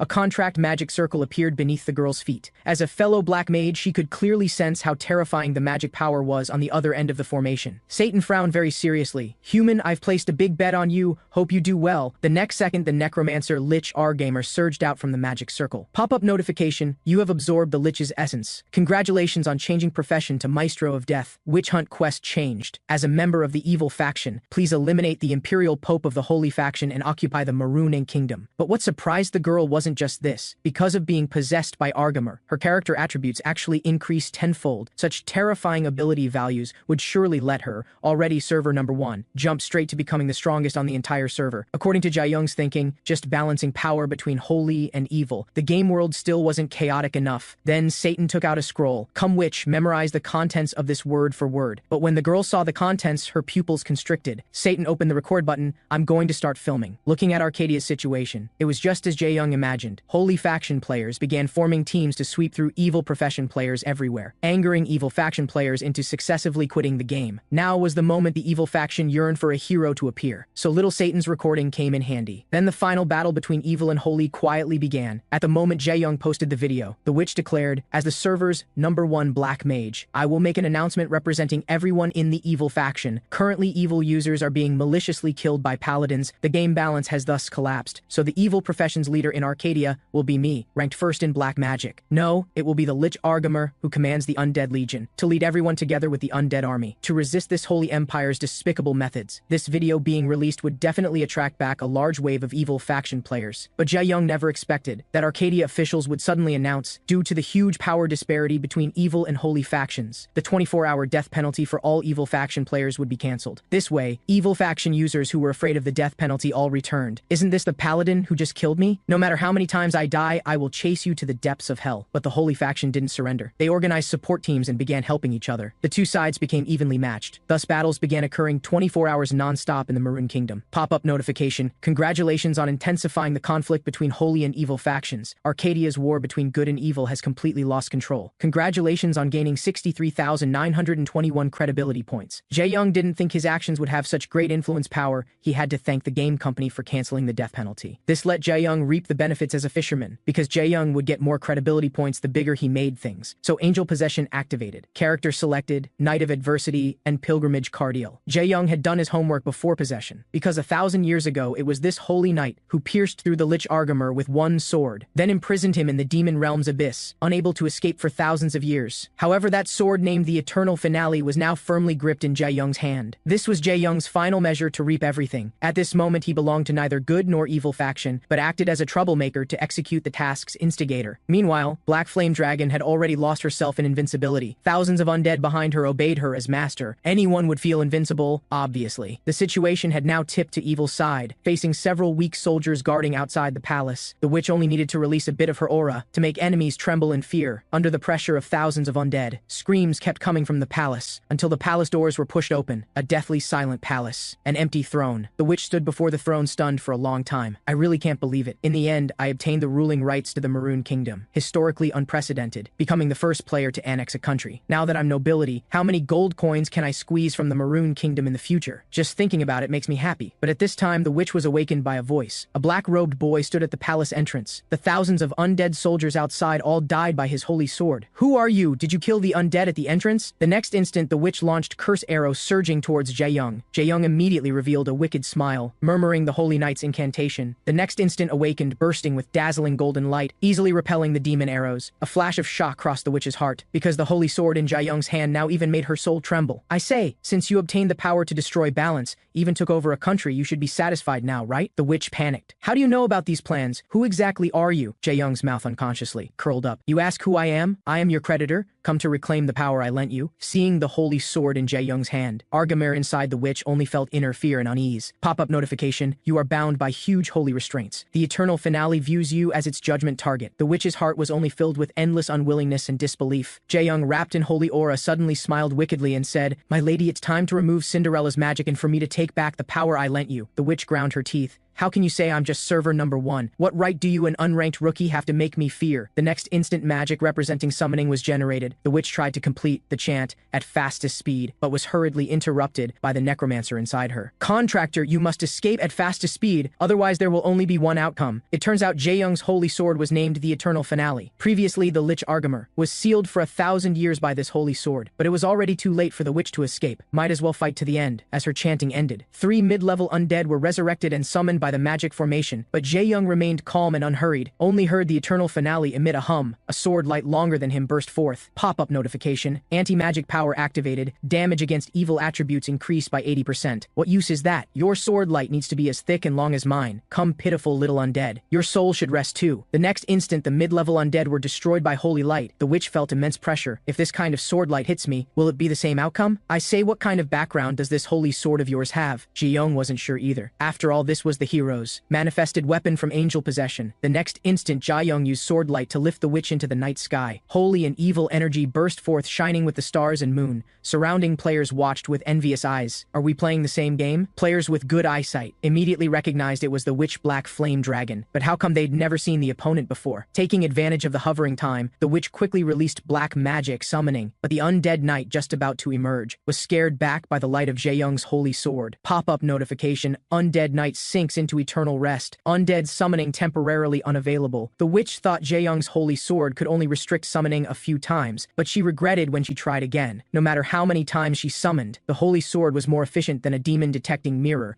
making undead melt and die in minutes, and a necromancer without undead was destined for defeat. The holy sword was simply their natural enemy. My lady, it's time to end this. At this moment, though, Jae-young was covered in holy light. In the witch's eyes, he was the most evil demon king. Skill Annihilation Judgment activated. This skill ignores all armor when hit and has 500% damage bonus against evil attribute opponents. Witch pop-up notification. You are being greatly consumed by the holy sword. The Lich Argamer's soul lets out painful wails. Fatal damage puts you in dying state. Before death, the witch was very confused. Why did you do this to me? The witch hunt quest should have ended long ago. Even if you defeat me, it won't do any good for the holy faction. Jae-young's mouth curled up. I was deliberately waiting, and you had to die after occupying the Maroon Kingdom. For the final piece in my plan to complete. But you don't need to hate me, because after this, regardless of holy or evil faction, will become happy because of your death. This is the meaning for which I created you. At this time, Argamer recognized the person before him. Isn't this the player who borrowed my power before? After the judgment blade swung out, the witch let out an unwilling howl. At the same time, the Lich Argamer's soul was also heavily wounded by Jae-young. Pop-up notification. The contract between Argamer and the witch has been forcibly nullified. The historically strongest necromancer thus turned to dust. Jae-young looked at the holy sword in his hand and sighed. Don't feel too wronged, my lady. Because the moment this quest appeared, your fate was already decided. Actually, Black Flame Dragon felt more reluctance than resentment. Although this all came virtual, but at least I sat on the throne,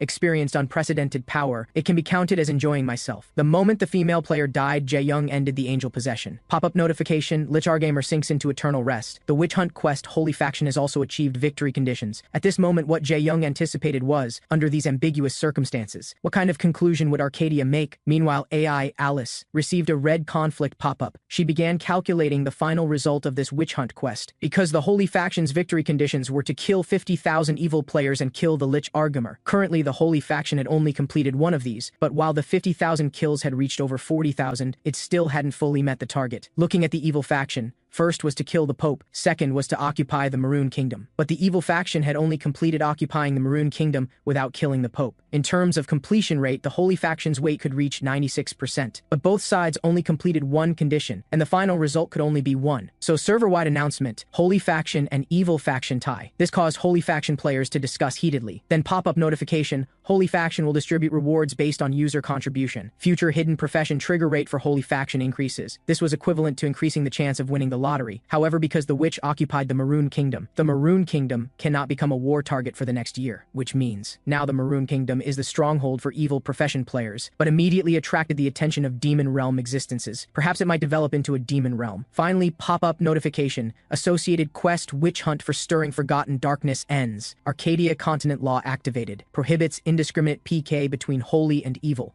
The game developers all wanted to grab Jae-young and beat him up because achieving such a result was all planned by protagonist Jae-young. At this moment, he was admiring his own exclusive reward. Congratulations, host, on achieving historic achievement, subverting the situation of Arcadia's second continent. The balance of good and evil obtained equilibrium. Congratulations on gaining 210,000 credibility point reward. And this was Jae-young's way of strengthening his troublemaker profession. Really looking forward to what interesting things will happen next. Then, pop-up notification, profession second stage quest complete, special conditions achieved, distributing special reward for Bard of Anarchy profession, beginning to determine player's contribution. The next instant, Jae-young jumped up from the throne in fright. This reward really solved his urgent problem. Congratulations on obtaining skill grant credibility. As the name suggests, can grant credibility to non-living objects. So he immediately took out his newbie equipment. Rusty iron sword. This was a weapon made for newbies. Attack power was only a pitiful single digit. The divine and demonic pets mocked, "Master, are you trying to remember the hardships?" Then Jae-young raised the rusty sword and activated the granting skill. The next instant, golden light full of cause and effect burst from the sword body. Game pop-up notification. Has browsed this item's properties and passed. Enhancement requires 9,000 credibility points. 9,000 was equivalent to the price of obtaining an epic level weapon. Jae-young decisively chose yes. After all, curiosity overcame his stinginess. Hope the enhancement result won't disappoint me. Pop-up notification. Credibility grant successful. Rusty sword settings have changed. The next second, the rusty sword emitted painful wails. Scenes of Jae-young previously using the rusty sword to slaughter newbies suddenly surged to the sword's surface. Pop-up notification, rusty sword enhancement complete. Congratulations on obtaining new equipment, Bloodsucker, and is the server's first unique attribute equipment. Attack power increased by 5,000% compared to before, durability increased by 100,000%. Even appeared with godly properties like Bloodthirst and Berserk, only the appearance didn't change much. Jae-young thought. Just a newbie equipment was already this godly then, so Jae-young impatiently opened the warehouse, took out the previously used mining demon cave destroyer. Wonder what would happen after enhancing such an epic level equipment. Could mining efficiency also increase thousandfold? Jae-young eagerly granted it credibility. The result was obvious. Enhancement failed. The reason was this item had no properties in past. The rusty sword could be enhanced because I used it to slaughter tens of thousands of newbie players. The demon cave destroyer even dug up an angel's coffin. Jae-young could only think of one difference. Grant targets need to have caused direct impact on the Arcadia continent. But when Demon King Satan heard Jae-young consumed 9,000 points to upgrade trash equipment, then still wanted to sell it, Satan felt it wasn't worth it. Master, if you need gold coins, just tell us. 1 credibility point I'll exchange for 1 gold coin. 9,000 credibility points. In the real world, that's almost 100 million. But Jae-young looked disdainful. I have Baron Mikhail's monthly dividends, plus earnings from being a game blogger.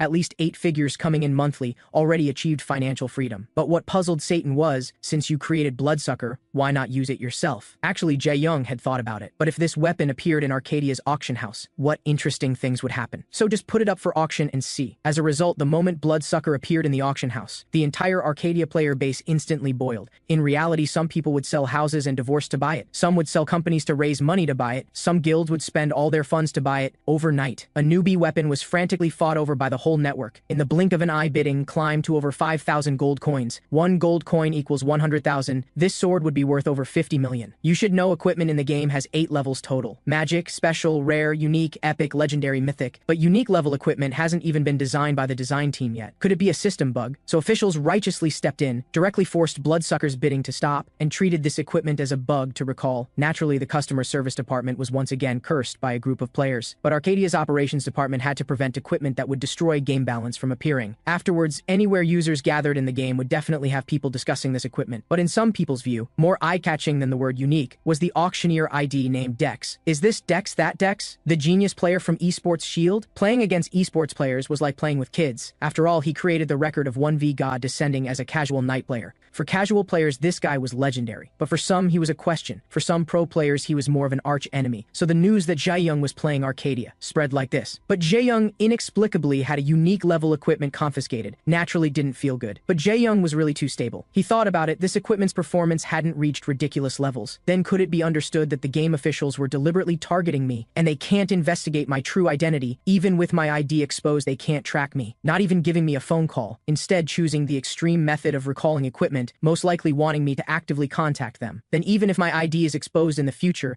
they can't track me and cannot take compulsory measures against me personally. Could this also be the power possessed by the hidden profession Bard of Anarchy? Can openly cause trouble, even game operations cannot interfere. What made Jae Young more curious was, who exactly created such a terrifying hidden profession? Anyway, Bloodsucker is gone but can make another one. But it proved my personal safety is guaranteed. In the future causing trouble, will have no more concerns. Just as Jae Young had guessed, the one who ordered the equipment confiscation was none other than the National Server Operations Director, because this sword's form was identical to the one in the newbie Slaughterer's hand. At that time, even with the director's authority, they couldn't check his user information. This time, they similarly couldn't check who this Dex was. The two must have, so this guy won't show his hand. Dex, your every move is within my grasp. Director worked overtime at the customer service department for a whole week, nearly exhausted waiting, but still couldn't get Jae Young's call. Damn it, Dex can actually stay this calm. So the director reported this matter to his superior. President Myun Lee, you must uphold justice for me. Director worked overtime at the customer service department for a whole week, nearly exhausted waiting, but still couldn't get Jae Young's call. I remember department head Myung Han mentioned a game activity plan before. Yes, exactly what you're thinking of. Get ready, we can start implementing tomorrow. Sure enough, the corny activity name was called the No Bamboozle Tournament. For this, Arcadia even issued a server-wide announcement. And the rules of the bamboo spear battle were as simple as the name. No matter what level player, one poke and they die. Player's weapon is only bamboo spear, although skills can be released. But only one poke and they die. Player's weapon is only bamboo spear, although skills can be released. But only bamboo spear can deal damage. Only the last surviving player can win. Jae Young saw at a glance that this activity was organized for him, because they only knew there was someone called Dex, but didn't know this user's game IP appearance. Of course, the final survivor can choose any equipment from the users they killed. Officials will give them an identical copy to take. Jae Young revealed a wicked smile. This activity is really too interesting to decline the battle. Bring it on. See how I stir up your event this time.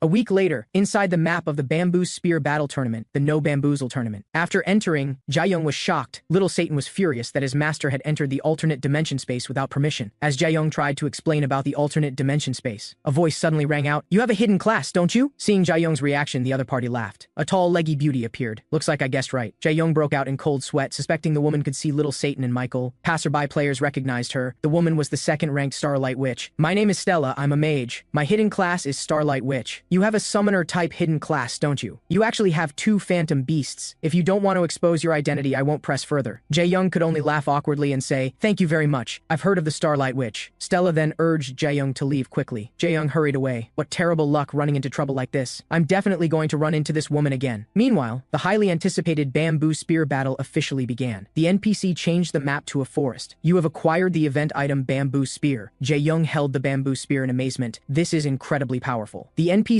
introduced the first phase of the bamboo spear battle. You just need to survive the brawl among 3,292,671 players until only 1,000 remain. Then the bamboo spear battle will enter the second phase. As soon as the game started, just like before, everyone was fighting desperately. At this moment, a level 25 player one-shot killed a level 100 expert with a sneak attack and smugly popped champagne. But the next second, they died under someone else's bamboo spear. Some players blindly slaughtered to satisfy their desires, while other players relied on absolute strength to build their own teams. In contrast, Jae Young was hiding in a corner, quietly preparing to cheat. After confirming with Satan that dissension could be used, Jae Young immediately activated soul summoning. The dissension target he chose this time was called Twilight Phantom. In this bamboo spear battle, what players feared most was bamboo spears that could break through defenses, but Twilight Phantom could be immune to all physical attacks. At this moment, the player who sneak attacked Jae Young had their brain freeze due to the ineffective attack. Jae Young turned his head with a slight smile. "Didn't you understand? You can't hit me." As the bamboo spear thrust out, the ambusher was already eliminated and dead. Jae Young knew very well that the most important thing in this event was to survive with a low profile, but if there were no witnesses, he wouldn't attract attention either. Then let's quickly eliminate these small fries completely. Players with leadership skills in the mid-upper range started forming the Bamboo Spear Reform Group.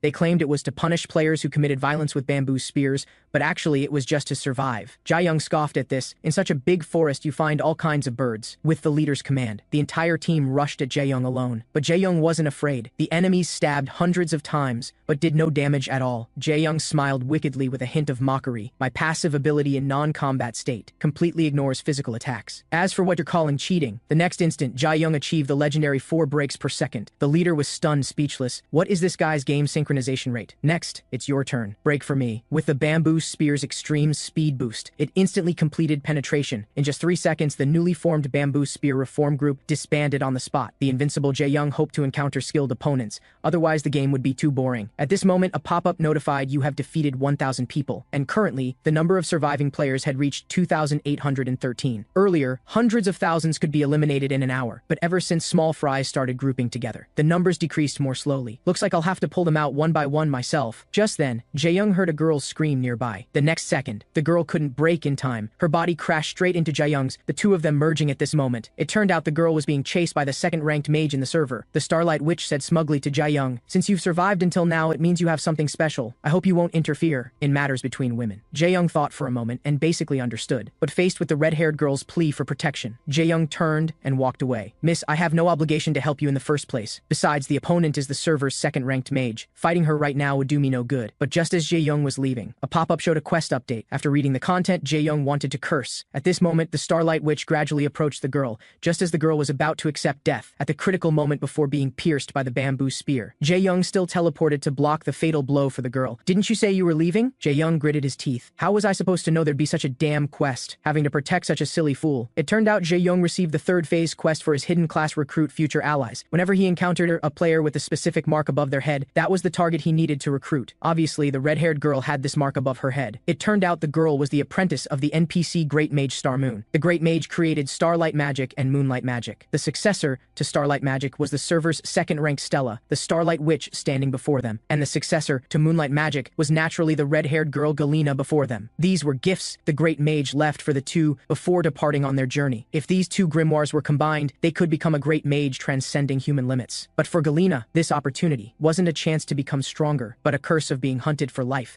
That's why there was just now's chase scene. The forceful Jae-young demanded Stella unconditionally spare her. The Starlight Witch frowned. "What if I refuse?" Jae-young showed a wicked smile. "Then, let's fight. I can only eliminate you to protect her." Stella immediately took out her magic staff. "Just you, with your beginner equipment, you waste?" As Stella chanted, the magic chain flash activated. The release was so fast Jae-young couldn't dodge. It turned out this was a magic combining slowness, dullness, and weakness into one. Then Stella released Flame Lightning, Ice Prison, Magic Entanglement. 3 skills with low power but negative effects came one after another. Although Jae-young could ignore physical attacks, he couldn't block negative effects, but he just endured it all, and he had another purpose for doing this. Damn, my vision is blurred. Until Starlight Stella walked right up to him. In her eyes, Jae-young was like a lamb to the slaughter, but in Jae-young's eyes, Stella was that lamb. Just as the bamboo spear was about to pierce Jae-young, a pop-up showed you cannot attack this target. Stella's pupils constricted. The next second, her abdomen felt a sharp pain. Jae-young completed a counter-kill against the server's second-ranked mage. "You were destined to lose from the start of this battle, because I'm immune to all physical attacks." Before dying, Stella spewed some salty trash talk, but still died by Jae-young's hand. The red-haired girl watching from the side was dumbfounded. "What kind of monster is this guy?" Then Galena ran over and bowed 90 degrees to Jae-young to express her thanks. After 3 minutes of lengthy explanation, Galena finally finished telling Jae-young about the grudge between her and Stella. "So, what are your plans for the future?" Being hunted throughout the game by the server's second-ranked mage doesn't sound pleasant. From Jae-young's inquiry, he learned the girl was currently level 43. The server's strongest player was already over level 100, so level 43 was mid to lower tier. But despite being level 43,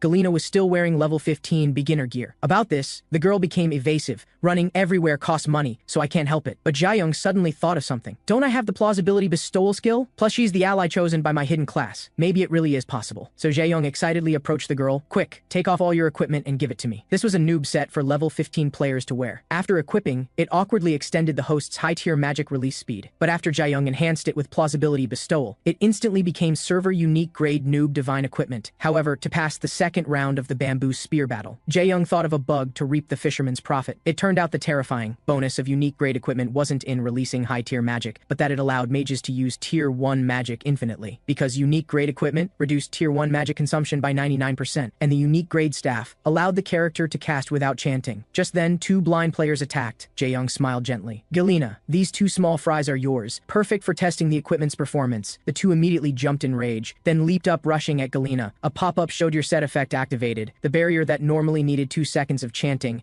was released in the blink of an eye, but tier 1 magic defense was too weak. The girl had no choice. In 1 second, she released over 20 of what were supposed to be defensive barriers, but the girl used them as knockback magic. The noob divine equipment's weakness was insufficient damage, as long as she didn't face high-level players. Even if opponents had numerical advantage, Galena didn't need to worry, because with just tier 1 magic missiles, she could release 100 or 80 per second. Then, after condensing and releasing 100 magic missiles. The explosive power was enough to instantly kill any mid-level player. Finally, after killing these two clowns with a bamboo spear, a pop-up showed exactly 1,000 survivors remaining. The first round of the bamboo spear battle had ended, and what Jae-young didn't know was that today was the birth of the future PvP maniac Galena. At this moment, the Allies' advantage was already apparent. Due to Galena's joining, the Allies' performance in the game could also help Jae-young gain credibility points, and the remaining 1,000 players were all teleported back to the initial plaza. At this moment, the referee announced the new rules for the second round, due to discovering players with physical damage immunity in the first round. From now on, being hit by bamboo spears will also count as magic damage. This meant Jae-young's absolute defense couldn't block bamboo spears anymore.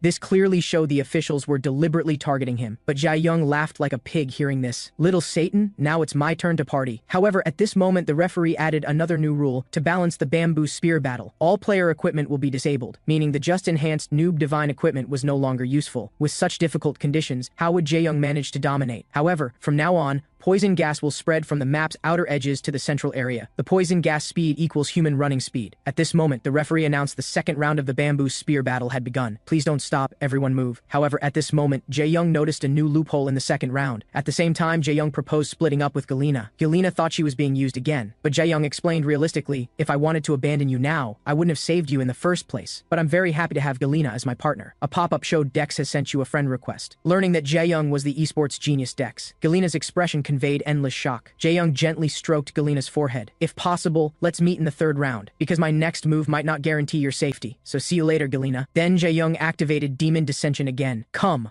Poison King Agakale, as the name suggested. His ability was poison resistance, essentially invulnerable to all poisons. The moment the dissension completed, Jae-young even began developing an affinity for toxicity. The intent of the second bamboo spear battle round is to make us walk away from the poison gas, but it doesn't say we can't do the opposite. Players who fear poison will only gather in the map center, and I just need to avoid elimination to pass unharmed. Once 1,000 people are completely consumed by poison gas, I can reap the fisherman's profit. A pop-up showed you have entered the toxic zone. The next second, the passive skill invulnerable to all poisons activated. Special skill blood poison generation activated. You can absorb surrounding poison gas into your blood. Just as Jae-young predicted, this level of poison gas compared to the Poison King was child's play. Jae-young didn't hesitate to use Dissension twice with credibility points, just for the championship reward. At this moment, in the map's center, because the safe zone shrank, a brilliant battle inevitably erupted. Countless skills bombarded wildly, yet from the massacre emerged one strongest king. Her ID was Cassius. At this moment, 4 players in the central area decided to team up against her, but she wasn't panicked at all. She directly used the bamboo spear as a sword. The game sword techniques she used were no longer limited to character skills, but more of her own custom operations, because in this competition, only bamboo spears could achieve fatal kills. At this moment, she was targeted by a hidden archer, but her keen perception even gave her time to control the character to dodge. Remember, the archer was hiding 800 meters away. Cassius even precisely captured the archer's position. In the blink of an eye, she reached the archer's location. She leaped up and used the bamboo spear like a long spear. By the time the archer reacted, it was over. The clever Dragon Slayer break was completed mid-air with full charge. But what troubled Cassius was that, despite her dazzling maneuvers, that guy still hadn't shown up yet. Dex, where the hell are you hiding? Because at this moment, only 2 players survived the second bamboo spear battle round. A pop-up showed second round of bamboo spear battle has ended. The third round of bamboo spear battle will be the 1v decisive moment. But Jae-young was still hiding in the poison fog without coming out. But the poison gas was still shrinking. As long as he waited long enough, the one who survived in the end would be him. The thought of getting rewards for free made him happy. At this moment, Jae-young was being targeted by the story planning department head. A level 200 player couldn't resist this poison gas, yet Jae-young had been fined for a full 30 minutes. The department head's eyes were bloodshot with rage. At this rate, he'll definitely win, so he immediately used level 3 management authority to access the game AI Alice. Alice notified, successfully adjusted poison fog to maximum level, and resistance skills nullified. But department head Myung Han, using management authority to target players,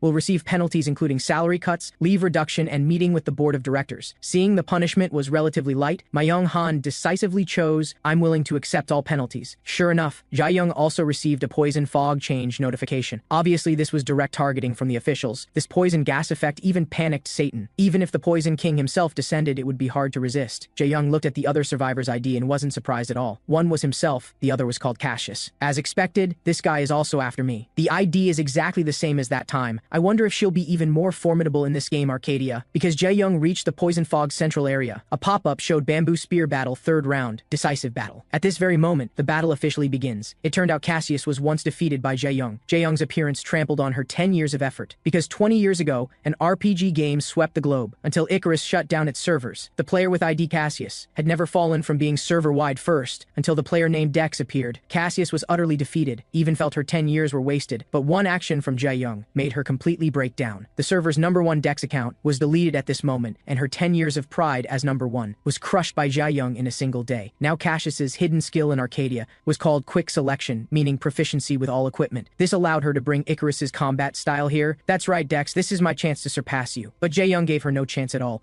The moment Jae-young stepped into the final circle, the final round of the Bamboo Spear Battle quietly began. Since the opponent is her, then Angel Dissension, activate. Select Celestial Throne Master of all weapons Calypso. A pop-up showed Dissension successful, and Calypso's ultimate skill was called King of 10,000 Weapons. Jae-young only had 1 minute to adapt to the new character's skills. Calypso's ability was freely transforming weapons in hand, daggers, longswords, shields. If you could imagine it, it could be done. And Jae-young's flurry of operations stunned the divine and demonic pets watching from the side. Even if Calypso himself descended, he might not have speed like masters. Alright, practice over. Now let the decisive battle begin. The next instant, Jae-young disappeared from where he stood. When he appeared again, Cassius was forced into defensive blocking. Cassius gritted her teeth staring at her nemesis, hearing Jae-young's mockery. She activated the skill Quick Selection. After cycling through 3 weapons, Cassius chose the longsword she was proud of. Seeing the imminent attack, Jae-young remained calm. Skill King of 10,000 Weapons activated. Like Cassius, Jae-young also conjured a longsword to complete the block. Don't be so surprised. Can only you use equipment switching skills? Cassius stared at Jae-young in disbelief. Then both sides engaged in multiple weapon-to-switching confrontations. But Jae-young stood at the advantage. Multiple failed clashes created an opening at Cassius's side. In an instant, brilliant sword light bloomed on the rooftop. This Dex guy is deliberately using the same skill as me. Jae-young looked down at Cassius with encouragement, but it only made her angrier. The onslaught like a violent storm was unstoppable, though their skills shared the same origin. Jae-young's King of 10,000 Weapons was more dominant. He only needed to transform to switch equipment, while Cassius had to spend time switching. So Cassius immediately put 100 meters between herself and Jae-young. She inserted the bamboo spear that could deal fatal damage into the ground, then extended her left hand to begin summoning a weapon. Jae-young frowned slightly. What is this guy planning? The next instant, a simple standard treasure sword was drawn by Cassius. The unsheathing sound was like a dragon's roar emerging from the sea, instantly immersing people in passionate battle intent. Jae-young's expression became serious as he pondered how to counter. A sword aura thin as a cicada's wing flashed past his neck. In that fleeting moment, the sword chi broke through the sky. This was Cassius's final ultimate technique. A pop-up showed you have received a fatal wound, fracture, bleeding, and other negative status effects took effect. Because this was the Bamboo Spear Battle, any damage except bamboo spears couldn't be fatal, but could put players into negative states. The next instant, Cassius disappeared from where she stood. Dex, the tables have turned. Are you giving up on counterattacking too? Though frustrated, Jae-young had to admit that defending was currently all he could do. Could this sword have terrifying attribute bonuses? Otherwise, her speed couldn't have improved this much. At this moment, master of all weapons, Calypso suddenly tried to contact Jae-young. At the same time, the angel Michael also received a message. Master, Calypso asked me to tell you, the sword that just cut you is his, scattered in Arcadia, suitable for selecting an inheritor. Besides this sword granting a special class, it also came with a skill inheritance necklace. As the player grows stronger, more inheritance skills in the necklace unlock. But for some reason now, he can't sense the necklace's aura. That's why he wants to speak with you directly. Only then did Jae-young understand why Cassius's skill was so similar to the celestial thrones. Jae-young helplessly could only help ask Cassius first, by the way, you got that sword from a quest, right? Cassius immediately became alert. How did you guess that? I got this sword as a reward from a strange wanderer. Any problem with that? A pop-up showed Calypso has entered an excited state. Quickly ask where my necklace is. So besides the sword, does Cassius also have a necklace? Cassius was stunned. How does Dex know everything so clearly? So she explained, that necklace was marked as unidentified equipment. I asked around and found out that to identify it, I'd have to pay for an identification scroll. I saw this necklace was plain and ordinary, so there was no need to pay for identification. In the end, I bundled it with other junk and sold it off, even made 15 copper coins. Calypso went mad with rage, could only frantically send pop-ups to Jae-young. But pop-ups couldn't soothe Calypso's heart. At this moment, the Celestial Throne actually took the initiative, volunteering to consume his own plausibility, hoping he could fully descend into Jae-young's body. Jae-young had no problem with it. But Michael, is such plausibility really possible? After thinking it over,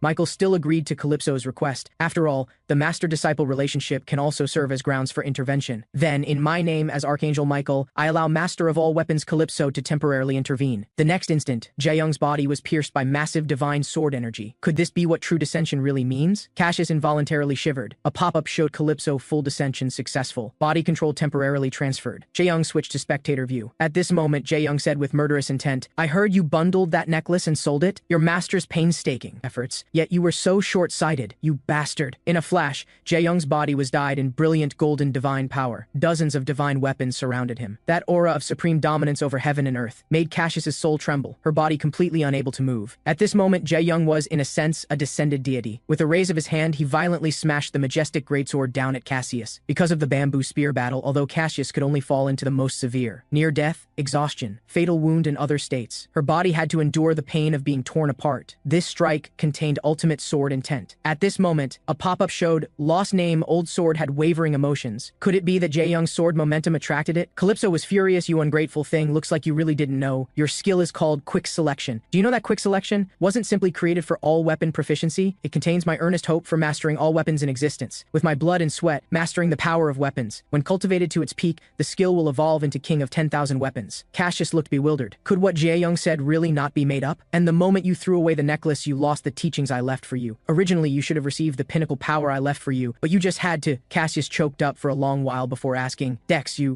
may I ask who you really are? Why can you make my sword cry out? And why do you know everything about me?" And the originally furious Calypso, upon seeing the sword, his eyes became tender as water. "Long time no see, my partner." And Cassius discovered for the first time that her own sword possessed rich emotions, so it buzzed and resonated, as if responding to 1,000 years of longing. "But partner, at least we met a benefactor, allowing me to borrow another's body to see you again." Calypso spoke with a gentle smile. "Though your current wielder is slow and foolish, at least her heart is upright, and I don't have time to help you find another one." Cassius was stunned speechless. This guy is actually talking to my sword. At this moment, the divine power belonging to Calypso on Jae-young's body was gradually fading. "My old friend, please take good care of this foolish inheritor before you." At this time, a pop-up showed Lost Name Old Sword decided to understand the current situation. So the energy hidden in the old sword finally erupted. It seemed to be crying out at finding its home. A pop-up showed Old Sword successfully recognized its master and recovered its true name. Hidden equipment abilities unlocked. The originally common grade Old Sword transformed into rare grade after unsealing, and the quest Find the Lost Necklace opened accordingly. The moment it recognized its master, Cassius could clearly sense the Old Sword's emotions. Only now did she understand what true unity of person and sword meant, and how foolish she was for selling the necklace. Calypso smiled gently. "My ungrateful disciple, don't let me down again." Pop-up warning. Insufficient plausibility quota. Calypso's full descent has been released. Jae-young regained control of his body. Jae-young felt a flash of understanding. So this is the true power of the celestial throne. Cassius finally understood that Jae-young, who had just been possessed by a god, was her master. The next second, she collapsed on the ground. Jae-young was somewhat surprised. No wonder she didn't fall despite such intense negative status earlier. She was just forcing herself to hold on. This one's really a tough character, because it was the bamboo spear battle. Cassius's character didn't die, but couldn't escape Jae-young's relentless roasting. The sword and necklace were rewards that came together. There must be a hidden quest. This has become gaming convention. Did you only play Icarus for those 10 years? Such a relic. But Cassius asked doubtfully, "Dex, what exactly is your class? That wasn't you fighting me just now." Jae-young had to bluff with the possession hidden class. Then he pointed at the bamboo spear in his hand. "We still haven't determined a victor between us." Cassius breathed a sigh of relief. "Dex, you're stating the obvious. I need at least 3 minutes to escape near-death status. Without a doubt, I'll be tortured to death by the poison fog coming in first. So Dex, this round is your complete victory." Jae-young felt it was a pity. "If only I could have a serious duel with you again." The pain made Cassius laugh bitterly. "Next time we meet, I'll definitely be the last one standing victorious." Jae-young gripped the bamboo spear tightly. "You're such a competitive woman. Then let's meet next time." With that, Jae-young decisively eliminated Cassius with the bamboo spear. A pop-up showed bamboo spear battle victor has been decided. Congratulations to player Dex for achieving final victory, because the main battles of the bamboo spear battle were live-streamed. Countless championship candidates made their mark on camera, like Starlight Witch Stella, who Jae-young had one-shot killed earlier, like when Jae-young used 1 second -4 breaks operation, taking only 3 seconds to make the just-formed Bamboo Spear Reform Group disband on the spot, and the Bamboo Spear Battle's strongest championship candidate Cassius still lost at his hands. Without a doubt, the ID Dex was the absolute MVP. In the real world, Jae-young's Dex ID was equally legendary. The legend of a god descending to Earth and defeating 5 opponents with a single blow is now within reach. This time Jae-young again won with the ID Dex, instantly igniting a wave of worship on the game forums. The witch Black Flame Dragon, who was defeated by Jae-young before, finally understood why she had lost so completely. Good thing I didn't participate in the Bamboo Spear Battle this time. However, what kind of championship reward would Jae-young receive was what everyone was anticipating. The next second, the NPC referee tossed out a mysterious treasure chest. Inside Inside are all the equipment held by users you've eliminated. Jae-young can copy one item from inside as a reward. When Jae-young opened it, rows of highly sought-after rare-grade equipment were available for selection. The NPC thought Jae-young would be shocked, but after searching for a while, Jae-young showed no satisfaction. What is all this junk equipment? After all, as long as he had enough credibility points, he could buy even mythic-grade equipment from Little Satan and Michael. But when Jae-young saw this piece of equipment, his pupils suddenly constricted. He began repeatedly confirming with the NPC, "I can really choose any equipment from the eliminated user's possessions, right? Anyone is fine?" The NPC curiously leaned in to look. Even she was shocked after seeing it. The NPC stammered for a long time, unable to speak. But Jae-young argued eloquently, "This is indeed equipment held by an eliminated user. Great, NPC Ghost, choosing this should be fine, right? You just promised." At this moment, the NPC's brain was about to burn out. The live stream of equipment selection had its audio cut off due to privacy concerns, but everyone could see the NPC's expression change. As people wondered what Jae-young had chosen, the NPC finally relented. According to the rules, this one-hit kill bamboo spear is indeed a player-equipped item, even though the bamboo spear can completely ignore all magic and physical resistance, even though hitting a vital point with the bamboo spear means instant death for enemies. It's the only equipment Jae-young can actually appreciate, or rather, it's the only god-tier equipment the troublemaker class desperately craves but can never reach. And at this very moment, at Arcadia headquarters, Jae-young's choice triggered a board-level meeting, because the bamboo spear's one-hit kill ability can target any creature in Arcadia, except for bosses it can even kill NPCs. At this point, President Mion Lee decided to activate permission intervention. She immediately logged into Arcadia with level 2 clearance, but when she submitted the parameter adjustment proposal for the bamboo spear weapon, the system rejected the modification. Mion Lee was completely baffled. "Alice, give me an explanation." A pop-up appeared, due to unreasonable job-specific patch modifications targeting the user reaching the limit. Hearing this, Myung-han's body trembled. The previous poison missed damage maximization patch was specifically targeting that sneaky Jae-young, and he issued it using his level 3 clearance. After seeing the evidence, Myung Lee let out an eerie laugh. "Department head Myung-han, I need an explanation from you." At this moment, Jae-young in the game was fondling the one-hit kill bamboo spear. A slight smirk crossed his lips as he wondered, "What should I do with this?" In Arcadia, just as Jae-young was thinking about how to cause chaos with the bamboo spear, a game pop-up appeared.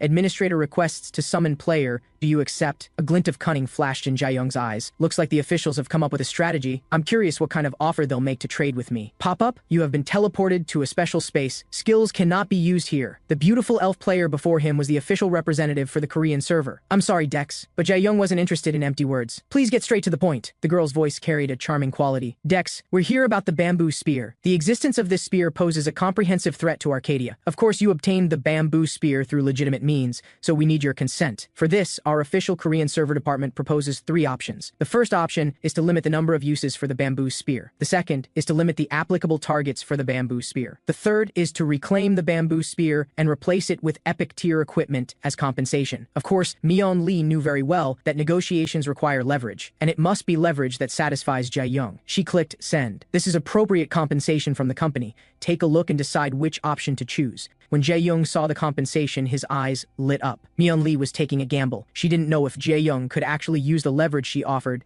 as this kind of leverage is useless for ordinary players. Just then, Mion Lee leaned close to Jae-young intimately. "If you're willing to accept the terms this time, our operations team promises we'll never add improper patches targeting certain users in the future. And this condition is my personal trump card to convince you." Jae-young immediately understood. "If you're acting personally, what authority do you have to represent the company?" Mion Lee's gaze was intense. "I will stake the name of Arcadia's Korean server director on my promise to you. Jae-young, the #1 player across countless games, couldn't possibly not know about Arcadia's Korean server director. Could you really be President Mion Lee, who created legends at such a young age, for someone of your stature to meet with me personally?" Mion Lee's glance back left everyone unable to look away. "Thank you, Dex. Please take care of me from now on." Pop-up, agreement reached. Bamboo spear equipment changed to single-use item. You have received 1 million plausibility points as a reward. You are granted permanent exemption from malicious patches. But what really made Jae-young's heart race was the secret note the goddess Mion Lee gave him. It clearly had Mion Lee's office phone number written on it. However, what Jae-young didn't know was a team in the shadows had already set their sights on him, specifically on his ID Dex. After the bamboo spear battle, Jae-young's ID became the center of attention without question. Wherever players gathered, they would talk about Jae-young's gaming career. Whenever a black-robed character appeared, it would definitely attract players' attention. He was afraid of this before, which is why he acted anonymously. Damn, official livestream ruined all my efforts. The next instant, Jaeyoung consumed 1,400 plausibility points, activating Divine Descent to summon Kapalas, just to escape this place of public opinion as quickly as possible. Satan was quite surprised by Jaeyoung's generosity. Master, what fear have you sensed? That you'd activate Divine Descent to help you escape? Being questioned by the divine and demonic duo, Jaeyoung felt a headache. Do you know what Sasang fans are? The scene cuts to where Jaeyoung had just appeared. A mighty, imposing man arrived following the scent. The mage made passing players raise their heads just to confirm their character appearances, then said with a creepy smile, "Everyone show your faces or there will be bloodshed." Obviously, they were the obsessive fans who had been chasing Jaeyoung for years. The reason their guild is called Dextish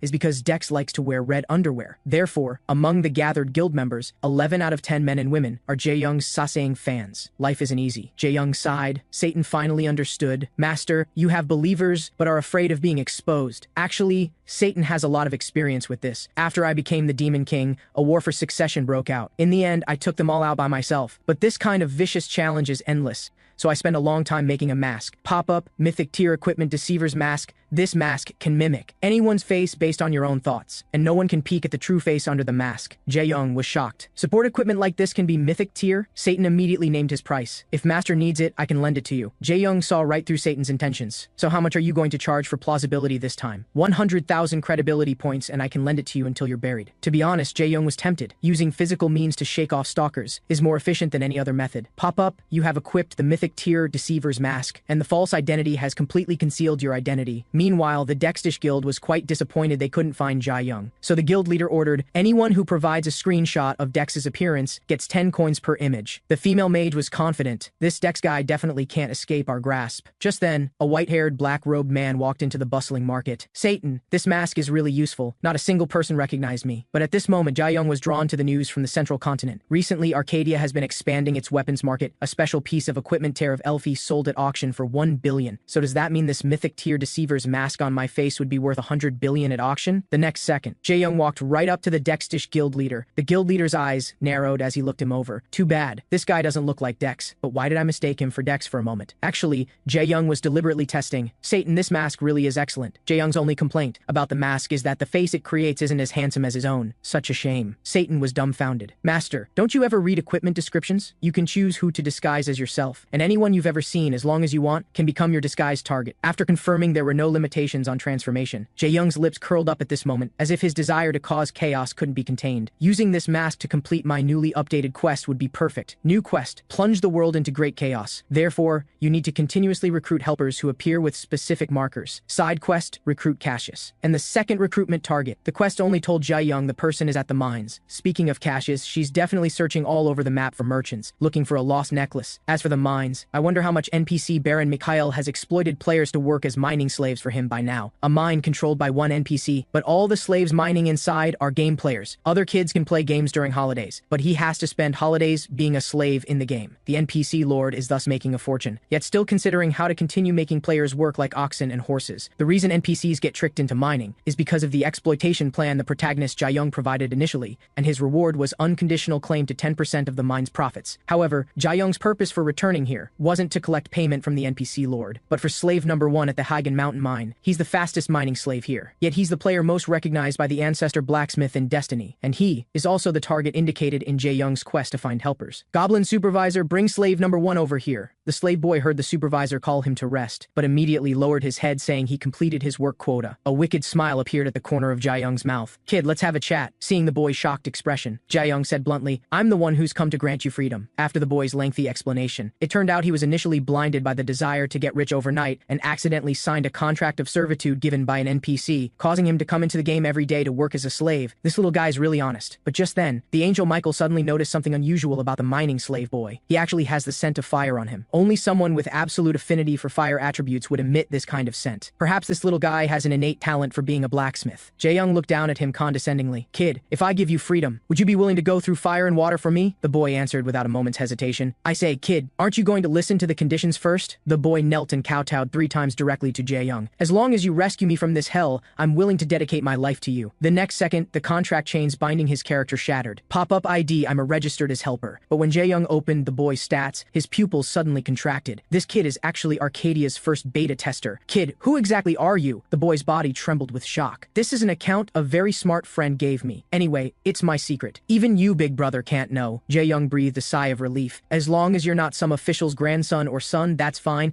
Now let's get to the point. I need to give you a performance test. The test Jae-young mentioned was monster hunting. This guy's attacks were completely chaotic. As expected, his combat ability is terrible, and his production skills are also mediocre. There's no way someone playing since beta should be this bad. Could it be some kind of punishment from the hidden class? At this time, Michael took the initiative to appear. Master, you know that for a blacksmith, strength and talent are both indispensable, but they also need to be able to pour their soul into what they forge. However, I think these aren't the most important qualities for a blacksmith. Rather, facing scorching flames, while still standing there swinging a heavy hammer, that unwavering tenacity, then swinging the heavy hammer hundreds and thousands of times without caring about willpower and conviction. Only then can you forge truly outstanding equipment. This boy can persist mining in such a harsh environment. I think his willpower is more outstanding than anyone's. But what puzzled Jae-young was why Michael suddenly rated a player so highly. Michael wanted to speak but hesitated, because this matter involves information that's too significant. I can't say. Jae-young understood. Michael, if I have enough credibility points to bear the karma for you, then you can speak boldly, right? So pop up. You have paid 150,000 plausibility points. Secrets once hidden now surface for you alone. It turns out, in an age of mythology even more distant than the first holy to demonic war, this era had countless gods, each with their own desires, possessing divinity and godhood. God of war, god of justice, god of time, and so on. At that time, each with their own desires, all had their own followers. But because of a certain organization, that era was completely forgotten by humanity, without a trace to be found. Jae-young understood. That means the Saint Inte order symbolizing justice in Arcadia destroyed all orders except those who believed in heaven. In summary, those gods who lost their followers eventually became false gods whose names no one even remembers, which is how heaven gained the glory of being worshipped by all people. So my subordinate being watched by the most ancient flame refers to the father of blacksmiths, also the spear symbolizing heaven's power to burn any demon, the creator of Muspelheim, the divine blacksmith of the mythological age Vulcanus. This boy's watcher is him. Jae-young finally understood why the quest wants me to take this kid under my wing, so it's to train him to become a legendary divine blacksmith. And Arcadia's strongest blacksmith race is the dwarves. I just don't know where they live. You know, Arcadia hasn't opened the dwarf race yet. The demon king Satan volunteered. My subordinates once saw them underground, but it's a bit far from Hygen Mountain, in a desert underground. After Jae-young thought hard, could Satan be talking about the Lumel Great Desert, one of the 5 forbidden zones? I heard adventurers who go in never come out alive. But Jae-young still took his subordinate and resolutely walked into the desert. However, the boy was moved to tears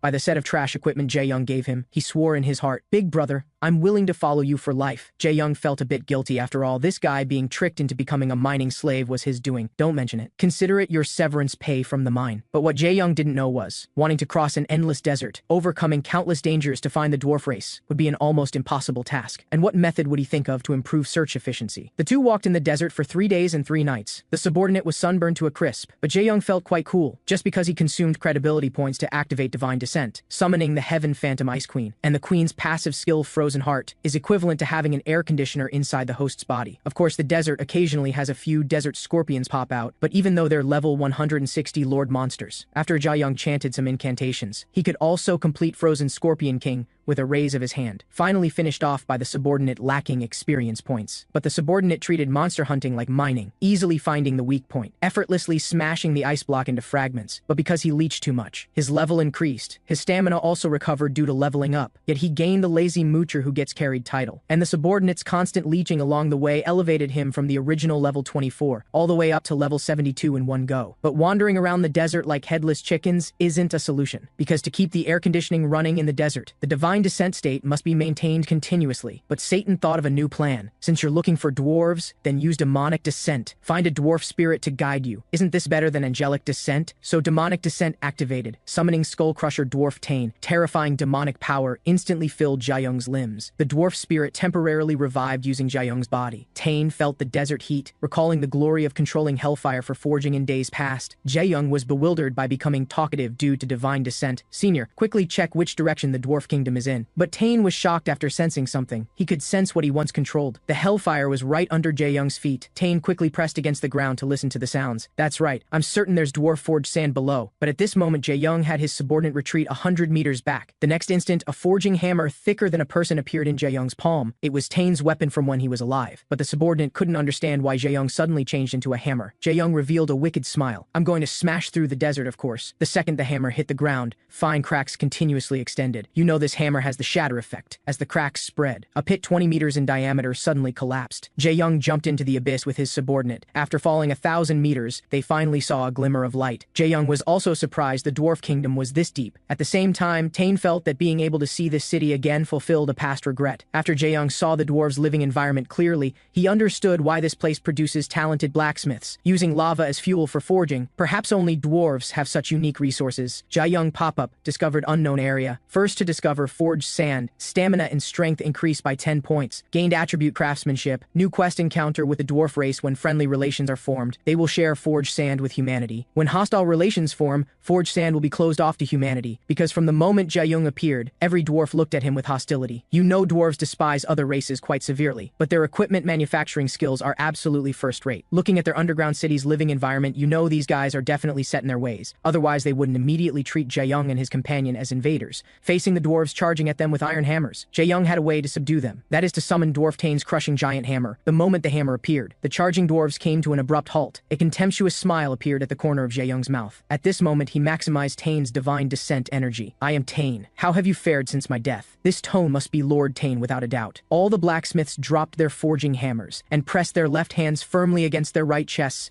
This is the highest honor of respect in dwarf culture. Jae-young followed suit and pressed his hand against his chest. Pop-up, form trusting relationship with dwarves. Forged sand is now open to you. A dwarf child asked Jae-young, is Lord Tane watching over us from heaven? Satan saw Jae-young cast a questioning glance and explained, this guy likes to use his hammer to smash opponents' skulls. Ask Michael if heaven would accept him. Tane quietly asked Jae-young not to reveal where he is, but children's expectations must be met. So Jae-young told a white lie. Lord Tane is living very happily in heaven. The boy's mood suddenly changed. Then I want to join the Hammer Assault Squad too, like him, smashing those damn angels' skulls with fearless courage. Jae-young's worldview shattered on the spot. Maybe you'll meet in hell. Next, the child's father led Jae-young and his companion to tour the dwarf city. Blacksmith shops are everywhere here. However, almost all the dwarves in the city are craftsman-level blacksmith engineers and architects. This is my father's shop, also one of the top 3 master smithies in forged sand. My father is Byron, one of the blacksmith masters in the dwarf city. Jae-young had his subordinate bow to become an apprentice, but Master Byron pointed to a blacksmith apprentice nearby. Let's have you two compete. Under the cooking of scorching flames, the young apprentice completed weapon forging first, a magic tier crude short sword. Though not high grade, the craftsmanship is excellent. The subordinate who completed forging right after created the trashiest grade crude short sword. It just looks like a weapon. Byron responded to Jae-young. Whether the young man can graduate depends on his fortune. Finding a master to teach him is already precious, so I'm counting on you, Senior Byron. Subordinate, it's time for us to part ways temporarily. Seeing the subordinate's low spirits and reluctance, Jae-young asked him to give him his hammer. As expected, it's the most basic forging hammer. By the way, is this the hammer you've been using to mine and craft equipment? Jae-young began experimentally injecting plausibility into the hammer. The next second, a pop-up appeared. Strengthening equipment requires 350,000 plausibility points. Are you kidding me? Strengthening a broken hammer shouldn't need this much. Subordinate, you better treat your big brother well for life. Skill plausibility bestowal activated. In an instant, golden light soared from the hammer's center. At this moment, the subordinate heard a deep voice. Boy, you still have many shortcomings. You can't let my name shine because of you yet. You can only make up for your inadequacies through endless effort, then overcome all hardships like steel. Become a divine blacksmith that overturns the continent, and finally earn recognition from this most ancient flame. Finally, let me give you a gift, little one. In the name of God of blacksmiths Vulcanus, I grant you fortune. At this moment, the ordinary forging hammer visibly completed a mythic tier transformation to become Vulcanus's hammer. Properties, infinite durability, and unafraid of any flames. The key is that when equipped, character proficiency for any profession doubles. Only those recognized by Vulcanus can equip it. After Jae-young helped his subordinate strengthen into Vulcanus's hammer, he instructed him to practice diligently and work hard to improve his blacksmithing skills. Hope you won't let this mythic tier forging hammer down. The subordinate vowed that if he becomes the strongest blacksmith, he will definitely repay Jae-young's kindness in discovering him. At this time, Jae-young's pop-up appeared, gained complete trust from target, helper system unlocked. In the future, you can gain plausibility created by helpers. Accumulated so far, Jae-young has gained 3 helpers. Future dueling mage Galena, future all weapons master Cassius, future master blacksmith. Jae-young doesn't know yet that in the future, these 3 will emerge in Arcadia with the name of extremely evil players. But for now, Jae-young has something he needs to confirm. That is, what level can the disguise effect of the mythic tier Deceiver's mask actually achieve? It turns out that because of Arcadia's explosive popularity, related livestreams have become diverse. The hottest channels are naturally hunting in Arcadia. However, what this female streamer is challenging today is teaming up with players over level 100 to raid the slime territory. And for streaming effect, she urgently needs to find a newbie to join the team. This way, she can deliberately create the virtue of rescuing low-level users. However, the disguised Jae-young suddenly appeared. The female streamer hurriedly walked toward him and asked in a sweet voice, "Big brother, want to catch slimes together? I'm a level 100 plus mage. He's a level 134 ranked user." Jae-young thought for a moment, then revealed a big white smile. "No problem, let's team up together." Then thought to himself, "An influencer? Perfect. I have a plan I want to try." The divine and demonic duo were puzzled. "Master, why are you wasting time here? And these 2 definitely invited you for their own benefit." Jae-young first wanted to confirm the Deceiver's mask effect. Second, he had his own plans, and the female mage to get him to team up asked Jae-young for his account ID. But Jae-young said, "My nickname is, I love chocolate cake." The girl clicked search and could actually send a team invitation to this ID. Under the mask, Jae-young revealed a wicked smile. "Looks like this mask can even disguise the ID. If I can use this mask well in the future, causing chaos will be virtually risk-free." Soon the 3 arrived at slime territory, but each of the 3 had ulterior motives. The warrior was thinking about how to tank monsters. The streamer was thinking about how to use this battle to increase her value. Jae-young was thinking, why are these little slime guys still as cute as before? As the battle began, the livestream chat became lively. The female streamer kept chanting magic to resist the slimes. The warrior protected the 2 behind him. Jae-young slacked off at the back of the team, but the number of slimes in front suddenly surged. Unable to hold back the slimes,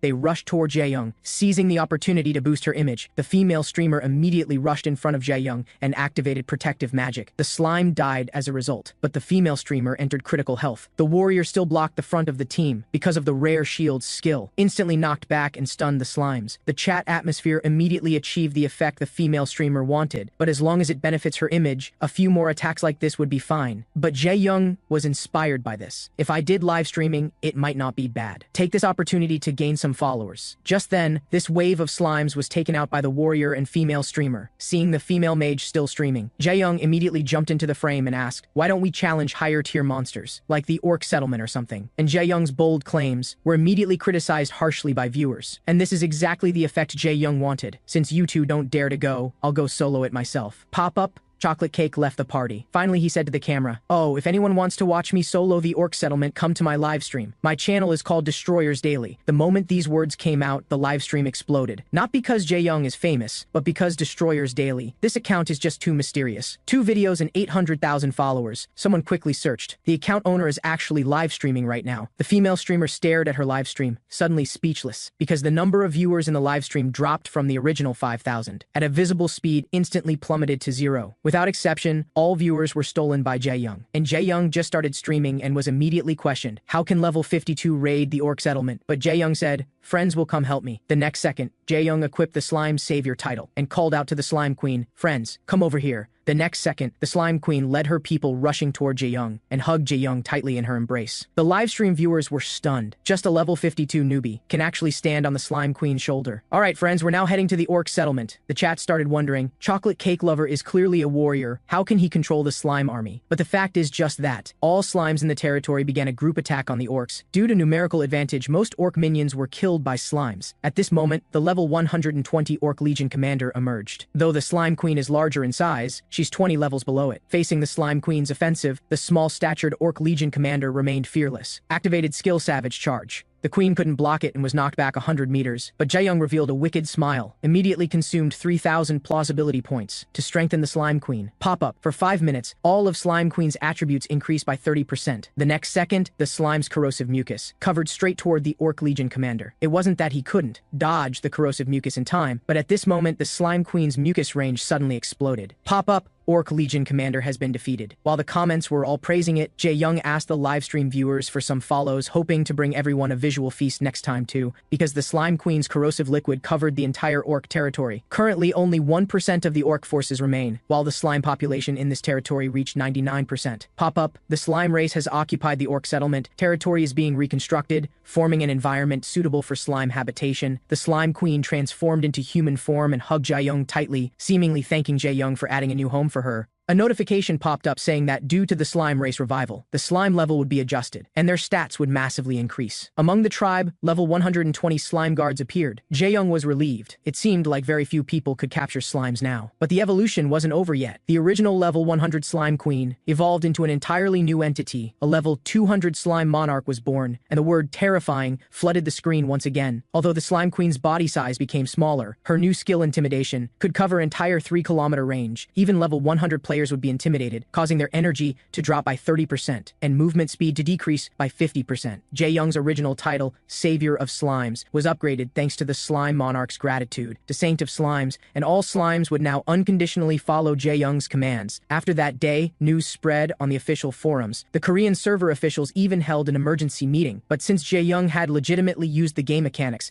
they couldn't impose any sanctions. A few curious top-ranked players came to the second slime territory, only to be completely wiped out by the slime army. Actually, even with level 120 slimes being physically stronger, they wouldn't be too scary. But what was terrifying was that there were a total of 120,000 such slimes. The once weakest slimes now had the ability to devour the entire Arcadia continent. All game users started paying attention to slimes, which naturally meant paying attention to their master who could control them, and Destroyers Daily went from 800,000 subscribers to 36 million overnight. Jae-young never expected his wild move would bring him such massive fortune. Many companies rushed to send him gaming business invitations. Thinking about this, Jae-young sighed that the world had really changed. It seemed he'd have to keep streaming, and anyway, with the mask on, no one would know his real identity. So Jae-young dialed the contact number for E+ from the email. The company learned that the contact was Destroyers Daily and immediately invited Jae-young to come. After a quick disguise, Jae-young met with Cho Seo-wook, the representative of I+ Entertainment Agency. After their negotiation, Jae-young reached an agreement with the company. Learning from the staff that it was about Dwarven City content, Cho Seo-wook's eyes widened in shock. As soon as the new video Underground Secrets was uploaded to the channel, it sparked a wave of comments. The leaked information about the dwarves generated huge reactions, with 10,538 comments in less than a minute. Jae-young was extremely satisfied and sent over another video. Cho Seo-wook couldn't care about anything else, and personally edited the footage. When he saw the mythical item Volcanus's hammer, Cho Seo-wook's jaw dropped so far you could fit 2 eggs in his mouth. As usual, this video brought massive changes as soon as it was uploaded. Players set off on their journeys to the Lumel Great Desert. Among them were many guild actions organized by companies, all with one goal: to plunder the wealth of the Dwarven City. In response, the Korean server officials held another emergency meeting. Meanwhile, Jae-young was leisurely lying on the grass, not caring at all what impact the video's spread would have. Michael understood very well that Dex was just trying to divert public attention. His next destination would be another mysterious place, the Elven Habitat. She sighed. That place had remnants of the Holy Demon War. A notification popped up saying that exposure of dwarf-related information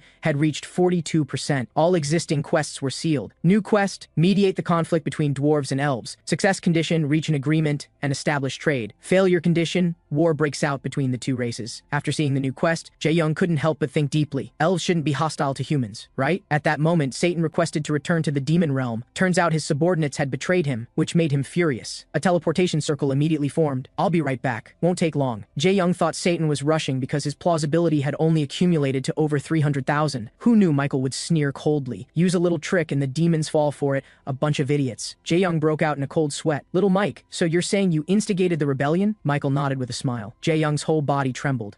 Little Mike, what exactly are you trying to do?" "I want justice. Your next location is the hidden elven tribe. There lies buried the Lord of Chaos, something Satan and his demons treasure as a gem. When you get there, destroy it." Hearing this, Jae-young looked incredulous. It turned out that in the sanctuary within Hagen Mountain, the place where the artifact that made a contract with Michael was buried had turned into ruins. So Michael wanted revenge for this sanctuary that belonged to heaven. Jae-young sighed and said he understood. Little Mike smiled and said, "Finding the elves is most important for completing the quest. It won't don't interfere with Dex's actions. The Amir Great Forest, one of the 5 forbidden zones. Jae-young ventured into it alone, but finding elves in such a forest would be extremely difficult. Because Michael said neither heaven nor the demon realm had elven souls, they go to the elven realm after death. Jae-young was completely lost. Couldn't he use the method for finding dwarves, summoning an elven soul to guide him? Michael said with delight, although heaven has no elven souls, there's someone close to them. So angel summoning activated. Summoned divine bow Amelia. As soon as Amelia appeared, she pointed forward. After crossing this ancient forest, you'll reach the elven village. Be careful, there are fierce ancient wood elves inside. As soon as she finished speaking, an ancient wood elf appeared. This guy has sharp ears. The level 140 ancient wood elf saw a human appear and attacked without question. Just as the attack was about to smash onto Jae-young's head, Jae-young instantly vanished from his spot. At this moment, he was standing on the ancient wood elf's hand. These eyes are pretty nice. The ancient wood elf's eyes glowed with bright yellow light. Hearing Jae-young's provocation, it fell into rage. Jae-young wasn't panicking at all. Amelia released heart-piercing arrow attack. Skill notification, eyes that see through all activated. Grasp the enemy's weakness and attack. Can ignore the opponent's defense. The ancient wood elf's body took heavy damage. Amelia once again charged her divine bow with energy. Release storm.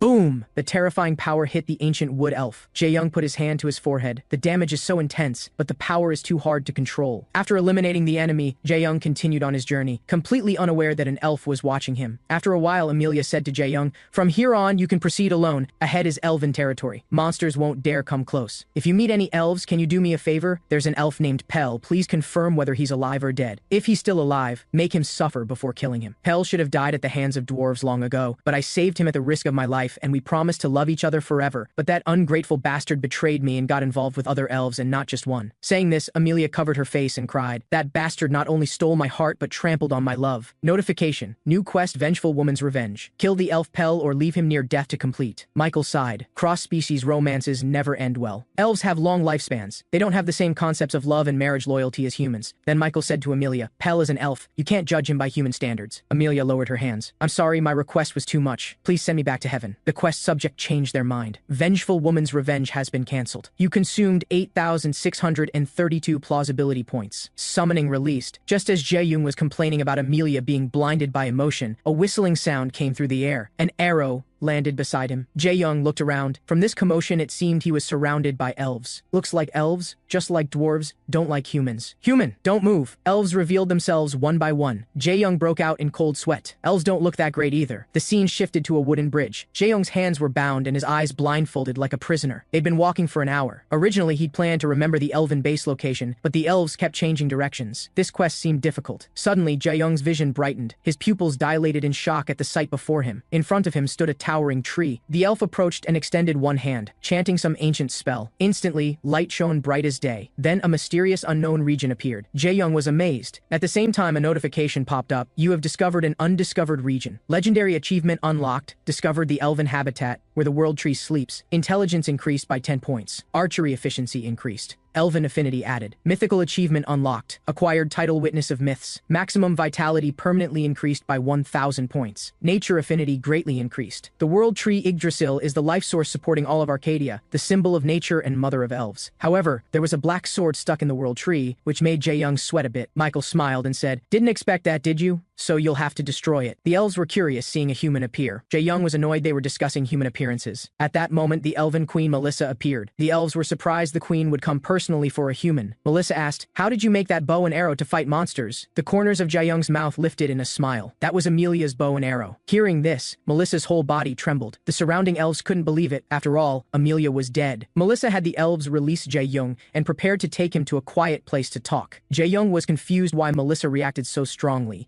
and her eyes held fear. Soon after, Jae-young and Melissa sat facing each other. Jae-young asked a question, what kind of person was Amelia to receive the honorary elf title? Melissa listened to Jae-young's words, supporting her chin in deep thought, as if recalling unpleasant things. Amelia was really a lunatic. She would obsessively pursue any handsome elf she saw, and was extremely jealous of rivals, as if wanting to monopolize all elves. Once when drunk, she found Pell and threatened him, saying if he didn't marry her, she'd shoot him to death with an arrow. I waited 40 years, until she died, before I could finally be with Pell. Jae-young was stunned. The queen was also one of the elves who got involved with Pell. Melissa asked Jae-young why he came to find the elves. Jae-young took out a scroll. Melissa opened it and found it was a trade trade route agreement. Rubbing the scroll's material, Melissa found it very familiar. Seeing the dwarven signature at the bottom, her pupils dilated. Jae-young placed his hand on his chest. I am Dex, humanity's peace envoy. Just visited Forge Sand. The war between the two races from hundreds of years ago hasn't ended, and there's been no contact since. It's time to begin a new era. Melissa carefully examined the agreement's contents. This isn't a simple trade agreement, but a peace treaty between races. Melissa stared at Jae-young. What method did you use to make the dwarves compromise? Jae-young laughed heartily. This was a piece of cake for me. Melissa cleared her throat and rejected the proposal. Jae-young was shocked. It's too early to make a decision now. I'm sorry, we elves don't have the energy for such things. With that, Melissa slowly stood up. Please leave. Notification, peace envoy quest failed. Jae-young thought to himself, what should I do now? I don't want to just go back like this. Michael held up one finger. Listen to my suggestion. It might help. One day, the Holy Demon War stained all of Arcadia red with blood. In that war, it wasn't any race that saved countless dying lives, but the World Tree. The World Tree's skill domain declaration prevents all life forms within range from using attack skills, and combat power also rapidly decreases. The World Tree's domain became a refuge for the weak. They prayed this transcendent battle would end soon, but tragedy still occurred. The Demon Realm's artifact Death's Messenger made everything devoured by darkness. That terrible thing, for some reason, got stuck in the World Tree's branches. Since then, the elves have always guarded the World Tree, and its location has been strictly kept secret, so this trade that would bring risk to the World Tree couldn't possibly be agreed to. Jae-young therefore understood Melissa's reason for refusing, and why Michael wanted to destroy Death's Messenger. Your Majesty, could you come with me for a moment? Soon, the two arrived under the World Tree. Melissa didn't understand Jae-young's purpose in bringing her here. Mythical grade artifact, Eternal Finale. A gorgeous sword suddenly appeared before Jae-young. Michael smiled and said, artifacts should be fought with artifacts. The moment Jae-young reached out to grab the long sword, a notification popped up. Hidden quest conditions met. New quest. The World Tree tainted by evil. Eternal Finale burst forth with dazzling radiant light. Melissa stared at the sword in shock. Dex, you really aren't an ordinary person. Can you tell me why Eternal Finale is in your hands? Jae-young smiled. I have fate with heaven. As long as you agree to a peace treaty with the dwarves, I'll completely rescue the World Tree from that bottomless abyss. Jae-young activated his negotiation skill. Melissa was immediately moved and developed favorable feelings. If you can remove the source of evil, I swear by my name as queen to accept all your proposals. Michael's eyes gleamed. Dex, quickly destroy that broken sword. Jae-young put on the deceiver's mask. The live stream started. Jae-young held up two fingers with a smile. Today's stream content, saving the World Tree. Immediately the comments exploded. The term World Tree was so unfamiliar. Eternal Finale glowed, condensing its evil-destroying power. Jae-young lifted this mythical artifact sword. He smiled and said, one-hit victory. Can't waste plausibility. The moment Eternal Finale swung out to release its attack. Death's Messenger sensed the deadly threat, activated its self-protection mechanism, and generated a shield. Then it made its last resistance. Instantly, a terrifying attack came at Jae-young. Massive waves rippled wherever it passed. Eternal Finale pierced into the World Tree, one hand gripping the exposed blade. Jae-young exhaled. Didn't expect the item could also use skills. Death's Messenger released evil power, spreading outward, seeking a host to devour. A level 130 giant ogre from the Amir Great Forest became the target. Death's Messenger fled at high speed. The evil power exploded in the center of the Amir Great Forest. Boss monster Fallen Demon Sword Warrior was born. The elves guarding the World Tree were targeted by the monster. The elves saw this demon-like birth. Various attacks were released. The Fallen Demon Sword Warrior felt no pain. The elves' eyes were filled with shock. The Fallen Demon Sword Warrior struck casually, sending elves flying and turning them to ash. Stream viewers watching were very confused. Are they really playing the same game? Looking at the distant scene, Jae-young said he probably couldn't handle it either, suggesting they call Little Satan to deal with it. Michael firmly waved her hand in refusal. She instantly understood that as long as she could activate Eternal Finale's power, she could solve the problem. So Michael whispered in Jae-young's ear, Dex, can I borrow your body? Given the current situation, my personal descent would be the fastest way to handle this. Jae-young was surprised. Your personal appearance would consume a lot of plausibility. It's more cost-effective to let Little Satan come. After all, I don't have much plausibility left. Michael tilted her head. Don't joke around. With your current plausibility, how could I descend? Forget personal appearance. Even summoning would be difficult. I'm very expensive, you know. Jae-young was embarrassed. He extended his left hand. If that's the case, then do as you please. Notification,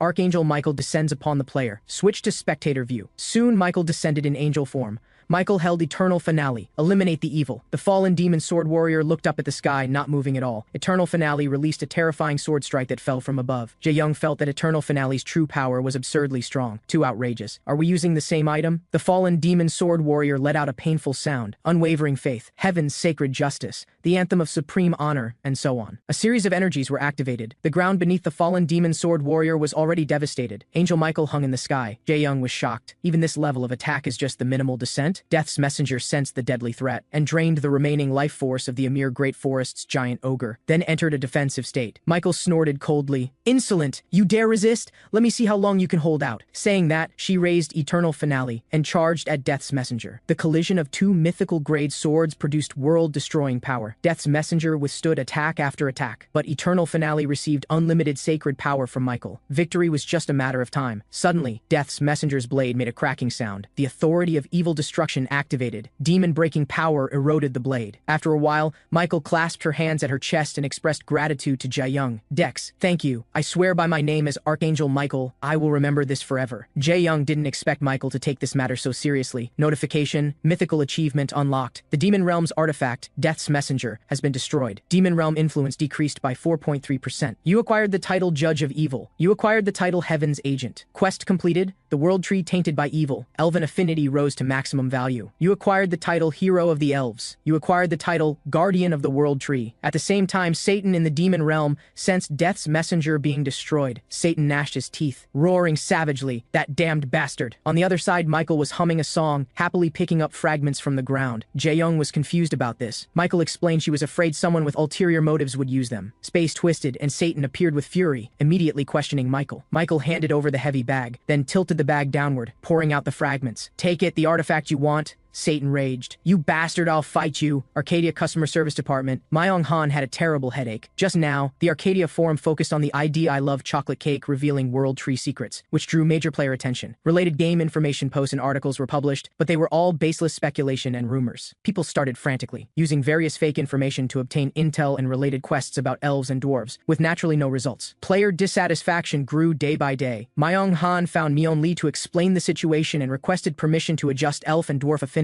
Myeon Lee chose not to resolve it. The two races were mortal enemies to begin with. Only unlimited freedom creates unlimited possibilities. Even department head Myung-han couldn't change the race settings, yet one player changed them. How interesting. Destroyer's Daily's backend received countless player messages. Cho Seo-wook was amazed seeing this scene. A staff member came to report that officials wanted information on I Love chocolate cake. Cho Seo-wook raised one finger condescendingly. "If you dare leak it, you're in for it." The phone notification rang, showing a call from Destroyer's Daily. Cho Seo-wook was shocked. Then he bowed and scraped. "What can I do for you?" "If it's about identity information, we guarantee not to leak privacy." Jae-young said, "I saw many people's messages. Go ahead and publicly announce the dwarf and elf locations." Cho Seo-wook was shocked. After trying to dissuade him without success, he could only agree. Under the World Tree, Satan was still raging furiously. Michael had a completely indifferent attitude. "Putting on an act, you're just a stinking bat without an artifact." Jae-young watched the scene of his two divine pets fighting. Even in front of Jae-young, they didn't get along. At that moment, a notification popped up. "The World Tree requests dialogue with you. Are you willing to accept?" Looking at the notification, Jae-young guessed the World Tree indeed had self-awareness. So he chose yes. You accepted the World Tree's invitation. Dialogue channel opened. Instantly, Jae-young was enveloped in green light, and his vision began to sway. Then Jae-young met the World Tree in the dream space. The World Tree thanked Jae-young for helping it escape the terrible magic. "Do you need something from me?" The World Tree approached Jae-young. "I have a question. Why are the leaders of heaven and the demon realm together?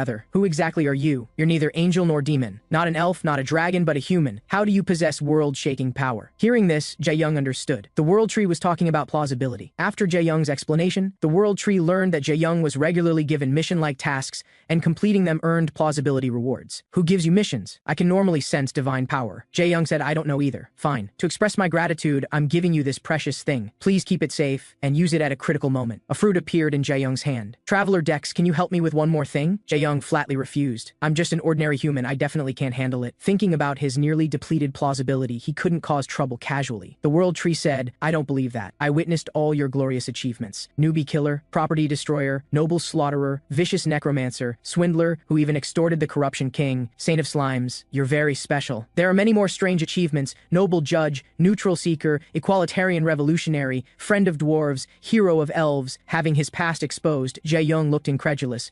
How do you know?" "Once again, in the name of the World Tree, I beg you, please help me." Notification: new quest scattered continent, required material Dragon's Heart. It turned out Arcadia was originally one massive continent called Pangea. On this continent existed stories of dragons pure as snow, taking root in harsh snowy mountains, stories of dwarves creating gold and silver treasures in the underground depths, and stories of divine and beautiful elves living in forests in peace with nature. Its scale was unimaginably vast, and supporting it was the World Tree at the continent's center. As the World Tree fell into endless slumber due to the Holy Demon War, drastic changes changes occurred. The continent couldn't maintain its form and gradually split apart. Jae-young thought to himself, these are things that can't be learned just from official settings and library books. So what do you need me to do? I want the scattered continent to become one again. Jae-young was utterly shocked. Arcadia's second continent was the official name of the Arcadia server currently being played. He muttered quietly, so the favor the World Tree wants is server integration. Then Jae-young asked, how do you plan to achieve this goal? Merging the continent isn't difficult for me. The problem is I haven't recovered enough to exert such power, but there's no rush. When you have the ability, just bring me the dragon's heart I need. Jae-young's jaw nearly dropped. However, the World Tree smiled and requested,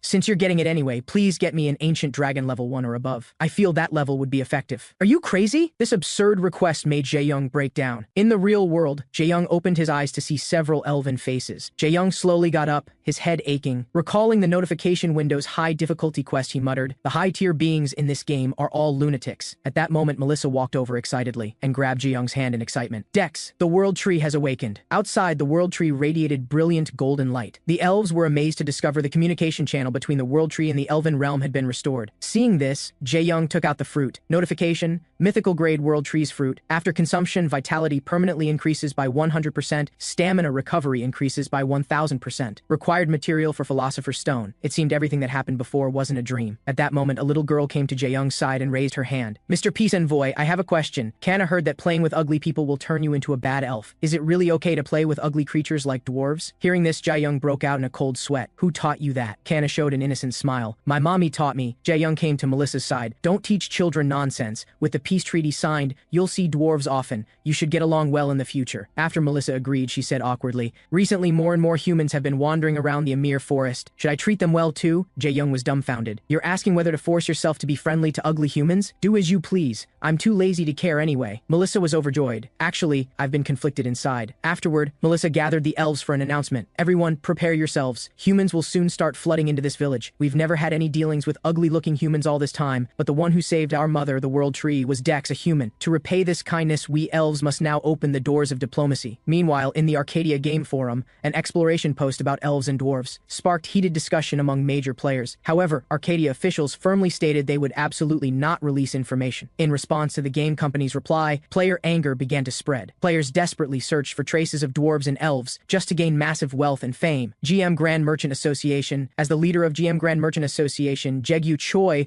mobilized massive resources to find the dwarf location. Leader, I found someone who knows the exact location of the dwarf village, but they want 100 million yuan. They originally asked for 500 million, but the negotiation team haggled it down to this amount. Jaegyu Choi slapped his hand down and agreed to the price. Starting from 500,000 gold coins and working hard until now, finally after investing massive manpower, they obtained core intelligence for 100 million yuan. On the other side, a new video was uploaded to Destroyer's daily channel. The title was publicly announcing Dwarf and Elf Village coordinates. With this, many players followed the guidance and embarked on their exploration journey. Players entering elf and dwarf cities began appearing continuously. A player with game level 72, profession adventurer, despite others not being optimistic, resolutely set out for the Lumel Great Desert. It couldn't be helped. Even my friends don't understand me. But is pursuing challenges in a game really that strange? The adventurer clenched his fist. Just you wait. One day I'll definitely make you see me in a new light. After traveling thousands of miles, he finally found the entrance to the dwarves' final city, Forge Sand. The adventurer opened the entrance. As soon as he entered, he was bound by a specially made capture net, completely powerless to resist. The dwarves questioned the adventurer about his intentions for intruding into their city and prepared to throw him into the dungeon, never to see sunlight again. When the adventurer stood up, ready to fight back, the dwarves were utterly shocked. After some discussion, they released the adventurer. The adventurer was confused. What did this mean? A dwarf patted the adventurer's shoulder. You're about the same size as us, clearly one of our own. Welcome! The adventurer was speechless. Just because he was short, he'd earned free access to Forge Sand? That was absurd. But most players entering the elven and dwarven cities sparked massive controversy,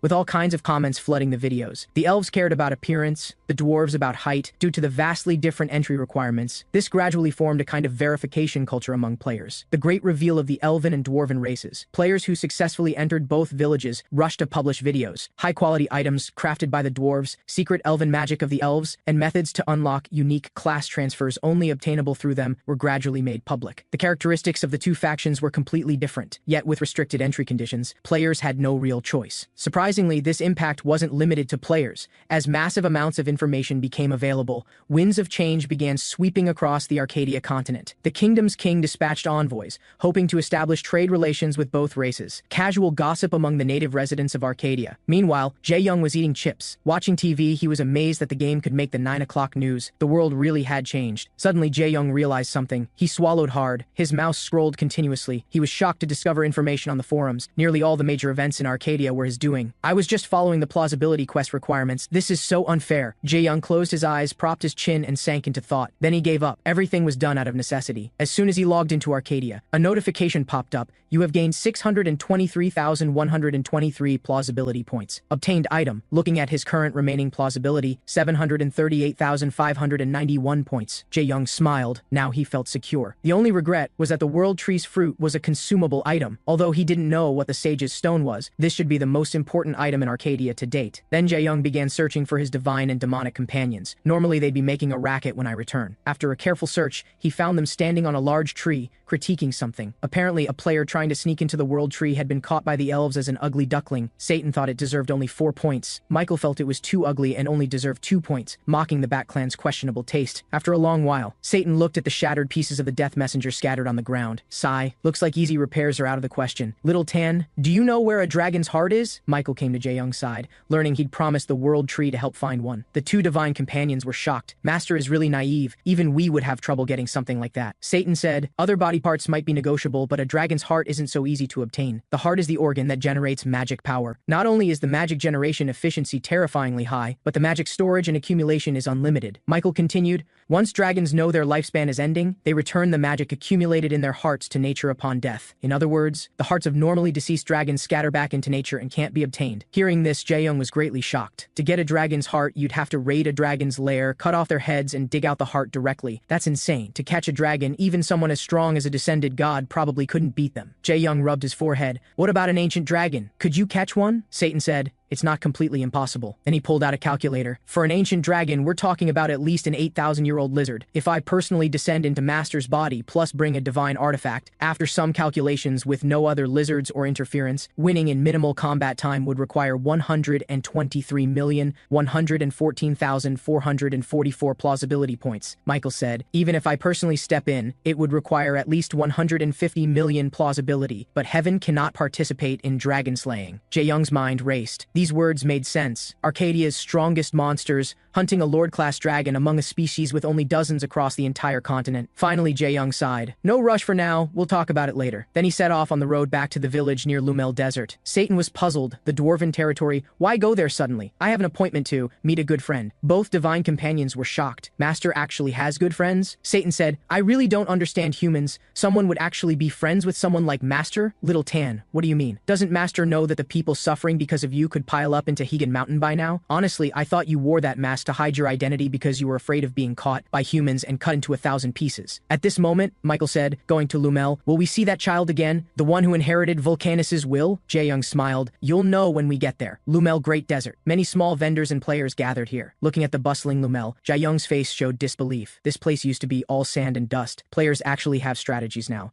Collective intelligence is truly terrifying. After searching carefully, Jae-young locked onto a player. Are you Jae-kyun? Jae-kyun was moved, Dex. Jae-young, you really came. Keep it down, didn't we agree not to use names? Having no choice, Jae-young took out a mask, concealing his true identity. Call me Restio from now on. Jae-kyun's eyes lit up. Wow, that's so badass. This is Dex. Even the character ID changed. How did you do that? Is it a disguise skill? But it can't be this perfect. Jae-young pushed Jae-kyun away with his hand. It's an item effect. And don't cling to me. Let's go now. It takes a long time to get to the dwarven village. Jae-kyun held up one finger. I already figured out how to get there. There's a merchant group called GM that goes to the dwarven village. We just need to follow them. Jae-young rubbed his forehead. Sigh. This kid just had to pick the GM merchant group. GM merchant group. I formed a grudge with them in Duke von Hern's territory. I really didn't want to get involved with them again. After all, those annoying people have massive influence in the real world too. What should I do now? Jae-kyun asked if there was a problem. The fastest departing group besides that one is just one very small merchant group. Jae-young let out a long breath. Then let's go with the other one. I have some bad blood with GM merchant group. Jae-kyun gave a thumbs up. That other group charges only 20 silver coins per person. GM charges 1 gold coin. Wait here. I'll go talk to them. Soon, they met met Pie Merchant Group's leader Apple and vice leader Lemon, a newlywed couple. Jae-young extended his hand. "Hello, my name is Restio. Please take care of us." Apple shook Jae-young's hand. "Thank you for choosing us. Water and food are all prepared. We'll reach the Dwarven City in 3 days." To enter the Dwarven City forged sand, they had to break through Lumel Desert, one of Arcadia's 5 forbidden zones. Extremely hot during the day, bone-chillingly cold at night, the endless desert caused countless adventurers to lose their way. But there was an even bigger problem: the abnormally powerful monster approaching level 160. Merchant groups crossing Lumel Desert all adopted avoidance tactics. The minimum required team composition for a merchant group: an explorer who could detect scorpion threats and find detour routes, a mage who could use ice magic to hinder scorpion movement when encountered, and a warrior skilled at drawing maximum aggro to buy escape time. At this moment in Lumel Great Desert, a giant desert scorpion launched its third attack on Pie Merchant Group. The group's mage had exhausted their magic power and couldn't use ice magic. Jae-kyun pointed into the distance, extremely anxious. Just as Jae-young suspected, except for the couple, all merchant group members were NPCs. Apple extended his hand, telling everyone to retreat behind the sand dune first. However, the scorpion was too fast. They couldn't take the luggage. Apple was utterly shocked. His heart pounded wildly. Was going to the Dwarven City really just a fantasy? The hand gripping his longsword didn't loosen. "I can't just watch the luggage get destroyed. I must at least save some of the valuable commissioned items.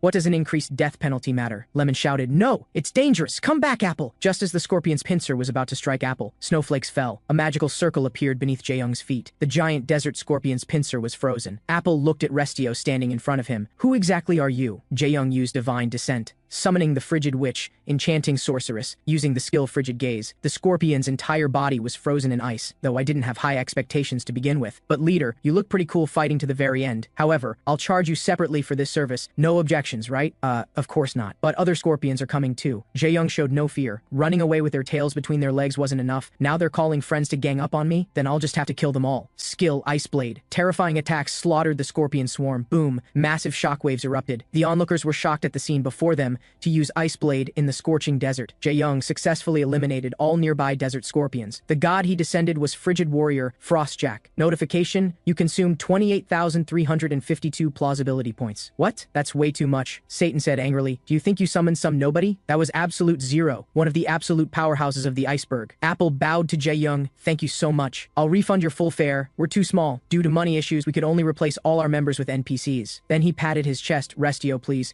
Our merchant group absolutely wants to reach forged sand. Giving up now would be a loss, I believe." Jae-young thought it over carefully. To propose a guard arrangement in this situation. Is he betting I'll agree? With that thought, a smile appeared at the corner of Jae-young's mouth. He extended his hand. "I accept this proposal." Apple was overjoyed. He grasped Jae-young's hand. "Thank you so much." Lumel Desert, the main gate checkpoint to the Dwarven City forged sand. Jae-young, Jae-kyun, and the Pie Merchant Group successfully arrived. At the same time, GM Merchant Group arrived as well. Noisy voices attracted the attention of Apple and the others. GM Merchant Group members considered Pie Merchant Group weak. They mocked Jae-young and the other players for being poor and pathetic, only fit to be bottom feeders. The divine and demonic companions were furious at GM's words. Jae-young showed a sinister smile. "Toys delivered themselves to my door. Just wait and see." Surrounding NPCs were all discussing why the merchant groups came here. It turned out that as more and more players visited the Dwarven City forged sand, the hidden entry requirements were revealed. As long as you traveled with merchants or merchant groups, regardless of height or appearance, they would let you in. Pie Merchant Group's alcohol greatly satisfied the dwarves, thus they successfully obtained permission to enter forged sand. The group stepped onto the road into the city. Jae-young said, "Everyone worked hard. It's time to disband." "Wait, Restio, I haven't paid you your reward yet. Let me sell these goods first." Jae-young turned around. "No need. Repay me some other way in the future." Looking at the departing backs of Jae-young and Jae-kyun. "Who is that person?" Jae-young removed his mask. Dwarven leader Altair was overjoyed. "Our good friend, welcome back." Then he grasped Jae-young's hand. "Long time no see. I didn't expect you to return so quickly." "So, how did it go?" "Those elves wouldn't easily sign a peace treaty." Jae-young took out the treaty. The elves decided to accept the dwarves' proposed terms. Queen Melissa of the elves personally signed an agreement. Altair held the treaty in disbelief. "This crest is indeed the symbol of elven royalty. This day has actually come. I never thought that arrogant race would actually sign a peace treaty. I'll notify the Council of Elders to prepare immediately. From now on, we'll regularly send delegations to exchange and trade with the elves." Learning that Jae-young had adjusted some of the elven trade goods, Altair opened the treaty to check. Seeing the contents, he was shocked. Not just world tree branches, leaves, roots, and sap, but even high-grade elven stones. How did you negotiate such a deal with them? To the elves, the world tree should be like a parent. Notification: successfully brokered a peace treaty between the elves and dwarves. Legendary achievement unlocked, brought peace back to 2 different races. Negotiation skill increased to level 5. Henceforth, items crafted by dwarves will have greatly enhanced performance, and friendship between dwarves and elves will greatly increase. You obtained the title. Then Jae-young left with Jae-kyun. "I mainly came here to see someone." Jae-kyun was confused. Who had more clout than the dwarven leader? Jae-young chuckled. A very cute little brother. Haley and Smithy Apprentice Training Center. A group of craftsmen swung their heavy hammers with all their might. Byron urged them on. You call yourself one of the great dwarven race? I want to see results today. Then he pointed at the sword in his hand. Human, you call this a short sword? Can't even learn the basics. How many times do I have to teach you? The kid lifted Volcanus's hammer. I'm sorry, I'll redo it right away. Byron casually tossed the short sword aside. If it weren't for Dex, you'd be long gone. The kid shed tears. I'm so tired. Big brother Dex, am I really on the right path? After a long while, the kid successfully crafted a short sword for beginners, raising his weapon crafting skill to A rank. A voice caught his attention. Big brother Dex, kid, how have you been? Let me see how much your smithing has improved. Notification, beginner's short sword, attack power 80 to 100, durability 500 points, can display weak points of same level monsters. The kid lowered his head sadly. The dwarves from my batch have all moved to the next stage. I'm still making basic short swords, yet holding the short sword, Jae-young thought. A rare grade item worth hundreds of thousands of won, a beginner item with no level restrictions actually has this kind of performance. This kid already possesses power enough to shake Arcadia's entire economy. My eye for talent was right after all. Jae-kyun saw the short sword and said, wow, this item is amazing. This quality is about on par with a level 20 magic item, right? The kid said, not really. Master says I need to at least reach uncommon grade to advance to the next stage. The divine and demonic companions praised, this short sword is good. Faith is even infused in it. But why is the quality of weapons made by a divine artifact so low? Reminded by this, Jae-young said, the divine artifact seems to have instructions. Kid, let me borrow Volcanus's hammer for a look. A window displayed Volcanus's hammer information. Jae-young's eyes were instantly drawn to one particular part. Stamina consumption rate when crafting equipment minus 99%. The heart and sincerity invested in the work is fully reflected. Returning the divine hammer. Kid, what were you thinking when you made that short sword? Think carefully. Were you really putting your heart into making this sword, or just treating it as a training exercise? The kid gripped the hammer, unable to speak. Kid, listen well. Arcadia isn't just a simple game. Try making it again, but this time, don't let any distracting thoughts interfere. Only think about making the best work possible. The kid swallowed, looked at his hands and murmured, put my heart into it. The sound of Volcanus's hammer striking ore rang out. The kid's eyes were resolute as he began crafting the short sword again. Jae-kyun walked over. Feels like this will take several days. Should we leave first? Jae-kyun, I'm sorry, you go ahead. Hearing this, Jae-kyun's whole body trembled. Jae-young said, that kid believed my words and quietly walked the path of a blacksmith. Now he believes me again and picks up the hammer once more. I want to stay by his side, at least until he finishes that piece. Looking back at the kid, striking the ore even harder, his eyes were unwavering. No talent, no skill, no technique, no artistic sense. That's right, I have nothing. Whether in reality or in this world, I'm just someone who goes with the flow. But now it's different. Someone believes in me. Big brother Dex clearly knows what kind of person I am, yet still believes in me. I just want to repay that trust. As the kid's conviction deepened,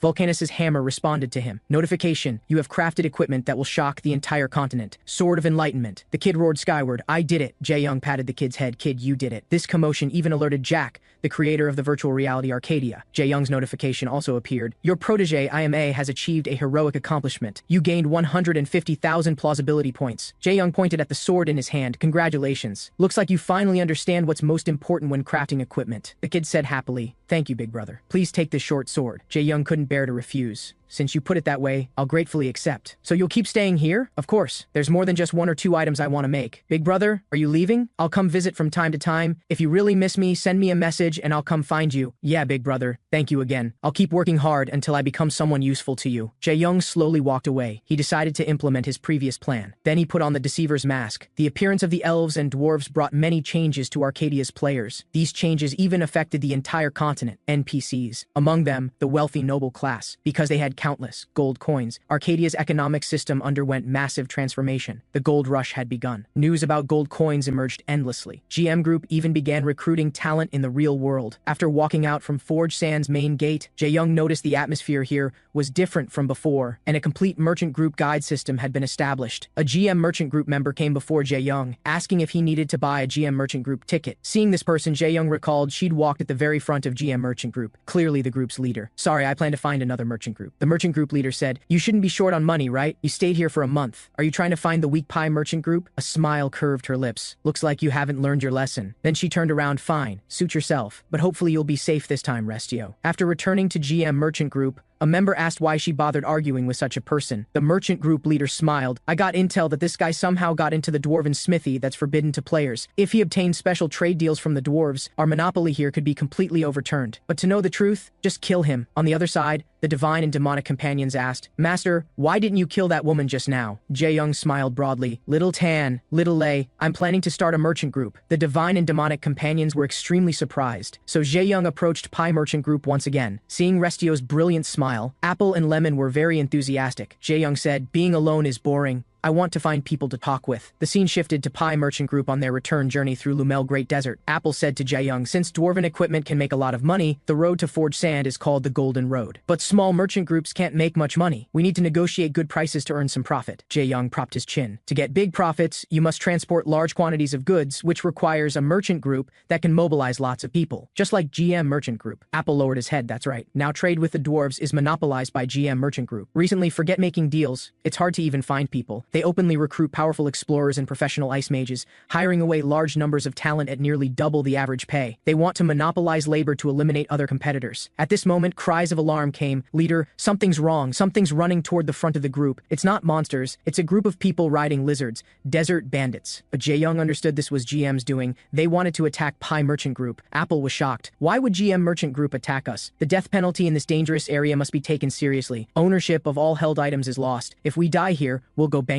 Apple roared, you bastards. Does being a big corporation give GM the right to bully the weak? The bandit group denied being GM Merchant Group and warned Apple not to slander GM's corporate reputation, as it might affect his real life. The surrounding laughter made Apple grit his teeth. Jae-young ignored their words. Instead, he asked Apple, with the Merchant Group's current combat power, it's hard to win against them, right? After receiving confirmation, Jae-young grabbed Apple's collar. Want to take some investment? Apple was puzzled. Jae-young used Divine Descent, summoning the glorious knight Palhan. As soon as he appeared, golden light blazed. The GM Merchant Group leader saw this, as expected, a dangerous person. Come on, show your true face. Apple, you said GM Merchant Group's bullying behavior pisses you off, right? Then I'll invest in you. Make Pi the largest merchant group in Arcadia's history. Notification: Deceiver's mask removed. Apple's pupils dilated in shock. He looked at Jae-young's figure holding the longsword. The ID account displayed the character name, Dex. Dex? Could it be that guy from the bamboo spear battle? A commotion arose among the fake bandit group. Looks like we've provoked someone important, but there's only one enemy. Unlike the bamboo spear battle, don't give him a chance to counterattack. Take him down in one go. With those words, the GM merchant group leader raised her weapon. The ripple longsword pointed directly at Jae-young. Finish him. Full assault. Activate debuff skills. Activate buff skills.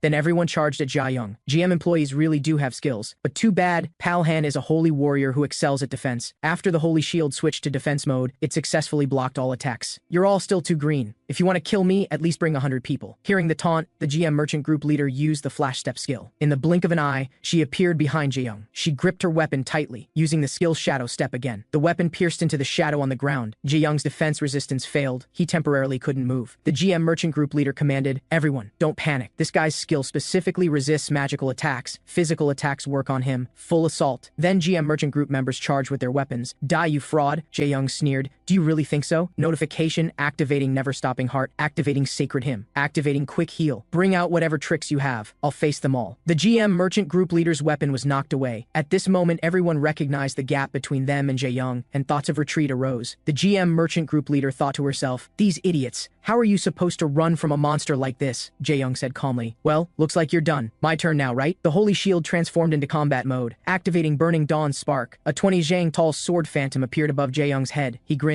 Die. The terrifying attack unleashed vast power. Notification: you swept away a suspicious bandit group. You consumed 9,231 plausibility points.